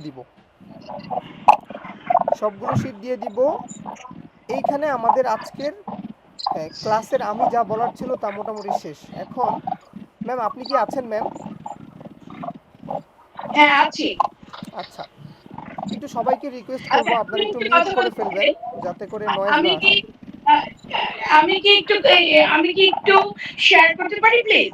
জি ম্যাম, আপনার কাছে আমি জানতে চাচ্ছি যে গতবার যেহেতু আপনি অ্যাসেসমেন্টে সরাসরি সম্পৃক্ত ছিলেন, আপনি শুরু থেকে শেষ পর্যন্ত দেখেছিলেন, তো সেক্ষেত্রে একটু সবাইকে একটু ইজি হওয়ার জন্য, ফ্লেক্সিবল হওয়ার জন্য একটু বলবেন ম্যাম কিভাবে শুরুটা হয়েছিল, কিভাবে শেষ হয়েছিল, একদম শুরু থেকে তারা কিভাবে আসলে আপনার ভালো হবে, একটু শেয়ার করবেন please ma'am. Thank you very much, thank you. আপনাদেরকে আমি একটা কথা বলতে চাই। হ্যালো, আমাকে শুনতে পাচ্ছেন? জি ম্যাম, শোনা যাচ্ছে। কি ma'am? So kind of you. আমরা এখানে একটা গুগল লিংক আপনাদেরকে দিয়ে দেব, আমাদের লোকেশনটা দিয়ে দেব। লোকেশনটা দিয়ে দেওয়া ছাড়া আমরা আপনাদেরকে বলছি এটা আগারগাঁয়ে 60 ফিটে নিউরো সায়েন্স হসপিটাল থেকে একটু আগালেই 60 ফিটে আপনারা স্বপ্ন দেখতে পাবেন। সেটার এক্সাক্ট অপোজিটে বনলতা আবাসিক এলাকা 1, ওখানে গিয়ে প্রথম লেফট হ্যান্ড যেটা, সেটা শেষ বাড়িটাই আমাদের অফিস। ওই গলিটার সামনে ইয়ামিন ফার্মা আছে। আমরা একটা গুগল লোকেশন আপনাদের শেয়ার করব, আপনারা ওইটা শেয়ার করবেন, ওটা ইউজ করে ইজিলি চলে যেতে পারবেন। এনশিওর করতে হবে আপনাদের কাছে প্রপারলি নেটটা যাতে থাকে। আর হলো ওখানে যাওয়ার পরে একদম টাইম মেনটেন করবেন, এক্স্যাক্টলি 9টার 15 মিনিট আগেই অ্যাসেসর চলে আসেন।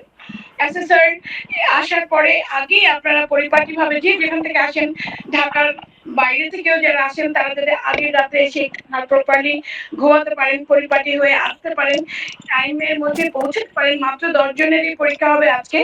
এবার আশা করি প্রত্যেকে শুরুতে আপনাদের ইন্ট্রোডিউসিংটা উনি নেবেন, আপনাদের সেলফ ইন্ট্রোডিউসিং মোস্ট ইম্পর্টেন্ট। এরপরে আপনাদের খাতায় ফিল আপ করতে দিবে, প্রপারলি আপনাদের প্রশ্নের উত্তরগুলো ওখানে যেগুলো লেখা থাকে পরীক্ষার খাতায় যেভাবে ফিল আপ করেন ওইরকম মনোযোগের সাথে ফিল আপ করতে হবে। তারপরে একটা সময় বেঁধে দেবে, এই সময়ের মধ্যে রিটেন পার্টটা শেষ করতে হবে। তারপরে আপনাদের 1-1.5 ঘন্টা বা পুরো খাতাটা ওনার অ্যাসেসমেন্টের সময়ের জন্য রাখতে হয়। তারপরে উনি আপনাদেরকে আলাদা একটা রুমে, আমার রুম বা বড় একটা বসের রুম আছে, সেখানে চলে যায়, স্যার খাতা দেখেন। দেখে আপনারা সিলেক্ট করতে পারেন ডেমনস্ট্রেশনের জন্য কাকে কে নেবেন। such as A B কে নিতে চান or A C কে নিতে চান, তো আপনারা এই দুইজন তখন চলে যাবেন। যাওয়ার পরে আপনাদেরকে ডেমনস্ট্রেশন বা সেলফ ইন্ট্রোডাকশন করতে বলতে পারে বা কিছু জানতে চাইতে পারে। আপনাদের ক্ষেত্রে আমার একটা বলা, সেটা হলো why is a perfect self introduction important। এই জিনিসটা সবাই মাথায় রাখবেন। অনেকে অ্যাসেসর বা অনেক ভালো ইংরেজি জানেন, প্রচন্ড ভালো লিখতে পারেন, কিন্তু ক্লাস নিতে পারেন, একটা এটাকে কি বলে ডেমনস্ট্রেশন দিতে পারেন, কিন্তু বলার সময় পজিটিভ ইমপ্রেশন, ফার্স্ট ইমপ্রেশনটা যাতে পজিটিভ হয় সেটা আপনাদেরকে ক্রিয়েট করতে হবে। আপনাদেরকে কনফিডেন্স এবং প্রফেশনালিজম শো করতে হবে। আপনাদের একজন আরেকজনকে রেসপেক্ট করছেন এবং বুঝতেছেন আরেকজনের কথা, উনি কি প্রশ্ন করছে সেটা বুঝতে হবে। তারপর ডেমনস্ট্রেশনটা কিন্তু কমিউনিকেশন স্কিলস, সো আপনাকে ট্রাস্ট, নিজের উপরে সেলফ কনফিডেন্স দিতে হবে এবং এই জিনিসটা কিন্তু ইম্পর্টেন্ট। আই কন্ট্যাক্টটা প্রপারলি করতে হবে। যে সেন্টেন্সটা বলবেন সেটা সামনে বসা টিচার যাতে প্রপারলি বুঝতে পারে সেটা দেখবেন। অ্যাজ এ হিউম্যান বিং অনেক সময় সহজ প্রশ্ন চট করে মাথা থেকে ব্ল্যাঙ্ক হয়ে যায়, তখন পোলাইটলি বলতে হবে আই সরিটা আমরা বলতে চাই না, কিন্তু প্রপারলি বললে ওটাই পজিটিভলি তারা নেবেন। তারপরে আমার এই প্রশ্নটা কিন্তু আসছিল যে ইংলিশ কমিউনিকেশন কেন ইম্পর্টেন্ট। আমরা কিন্তু এটা বলবো যে English communication must important because of it help us communicate clearly and effectively. It improves teamwork and collaboration. It reduces misunderstanding. It helps us build a good relationship with colleagues and clients. তারপরে it increase career opportunities. তারপরে আপনি এই প্রশ্নটা কিন্তু এই পর্যন্ত যতগুলো assessment হয়েছে বা আমি অ্যাটেন্ড করেছি সবগুলোতে জিজ্ঞেস করেছে ইংলিশ কমিউনিকেশন ইজ ইম্পর্টেন্ট কেন। তখন এটা ক্লিয়ারলি বলতে হবে যে it help us communicate clearly, build professional relationship, work effectively as a team, avoid misunderstanding and achieve our career গোল। এরপরে আপনাদের যে কোশ্চেন একটা প্যারাগ্রাফ দিয়ে দেবে সেটা ভালো করে পড়ে ওইখানে perfect fill in the gaps করতে বলতে হবে। তাড়াহুড়ো না করে একটু মনোযোগ দিয়ে পড়ে করলেই চলবে। গুড অ্যাট হার্ট হন তাহলে সে চমৎকার করেই আপনাদের পজিটিভলি নেবেন। অনেকে আছেন 90% পারার পরেও একটা মিস বিহেভিয়ার কারণে নেগেটিভ করে দেন। একটা ছোট্ট উদাহরণ বলি, নাম না বলে। আমার লাস্ট ব্যাচে 12 জন এক্সাম অ্যাটেন্ড করে 10 জন পরীক্ষা দিয়েছে, দুজন সিক ছিলেন। তাদের মধ্যে যিনি অনেক ভালো একজন অ্যাসেসর, কিন্তু ওনার আচরণটা ভালো ছিল না। উনি রিটেন পরীক্ষা দিয়ে চলে গেছেন এবং তাকে পোলাইটলি আমি রিকোয়েস্ট করেছি উড ইউ প্লিজ কাম, এই সময়ের মধ্যে কাইন্ডলি আসবেন বিকজ আপনার ডেমনস্ট্রেশন স্টার্ট হবে, বাকিদেরটা অলমোস্ট শেষ। তখন উনি এসএমএস করলেন আমাকে, আমি আস্তে আস্তে 6টা বাজবে, হইলে হইলো নাইলে নাই। তো আমি এই কথাটা চুপচাপ রেখে দিয়েছি ফর গড সেক, এটা আমি অ্যাসেসরের সঙ্গে শেয়ার করিনি। কিন্তু উনি কি করলেন, কপি পেস্ট করে কোনোভাবে অ্যাসেসরের নাম্বারটা পেলেন এবং এইটা কপি পেস্ট করে অ্যাসেসরকে দিয়ে দিলেন, which was very wrong. এইটা যদি উনি না করতেন তার উপর নেগেটিভ অ্যাটিটিউড তৈরি হতো না। তো have to be careful regarding this things, যে আমরা অ্যাসেসর ছোট হোক, বয়সে ছোট হোক, at this moment he is our teacher, our assessor, so আমাদের সেই রেসপেক্টের জায়গাটা রেখে বলতে হবে। ওনার সাথে আই কন্ট্যাক্টটা ঠিক মতো রাখতে হবে, ঠিক মতো বলতে হবে, না বুঝলে আপনারা আবার বলবেন উড ইউ প্লিজ রিপিট, প্রশ্নটা আরেকবার জিজ্ঞেস করতে পারেন পোলাইটলি। এরপরে ধরেন আপনাকে বলতে পারে যে আলামিন আপনার সম্পর্কে বলুন, আপনি তখন চমৎকার করে আসসালামু আলাইকুম, good morning sir, thank you for giving me the opportunity to introduce myself, এই দুইটা লাইন বলতেই আপনার সম্পর্কে পজিটিভ ইমপ্রেশন ক্রিয়েট হবে, বিকজ অফ আপনি অনেক বেশি পোলাইটলি স্ট্রং কনফিডেন্টের সঙ্গে আই কন্ট্যাক্ট করে স্পষ্ট উচ্চারণে বলছেন। Assalamu alaikum. Good morning, sir. Thank you for giving me the opportunity to introduce myself. My name is Zina Rihana. I am the founder and owner of JN Communication and Skills Development Center. Professionally, I work as a trainer in communication and skills development. I also have experience as a corporate professional, news presenter, program presenter, and drama artist. I'm passionate about helping people improve their communication and workplace skill. I believe continuous learning is the key to professional success. Today I am here to demonstrate my competency in English for work level 2 through the RPL assessment. আপনারা কি বুঝতে পেরেছেন আমার কথা clearly please? G ma'am, বুঝতে পেরেছি। বুঝতে পেরেছি থ্যাংক ইউ এলিজা।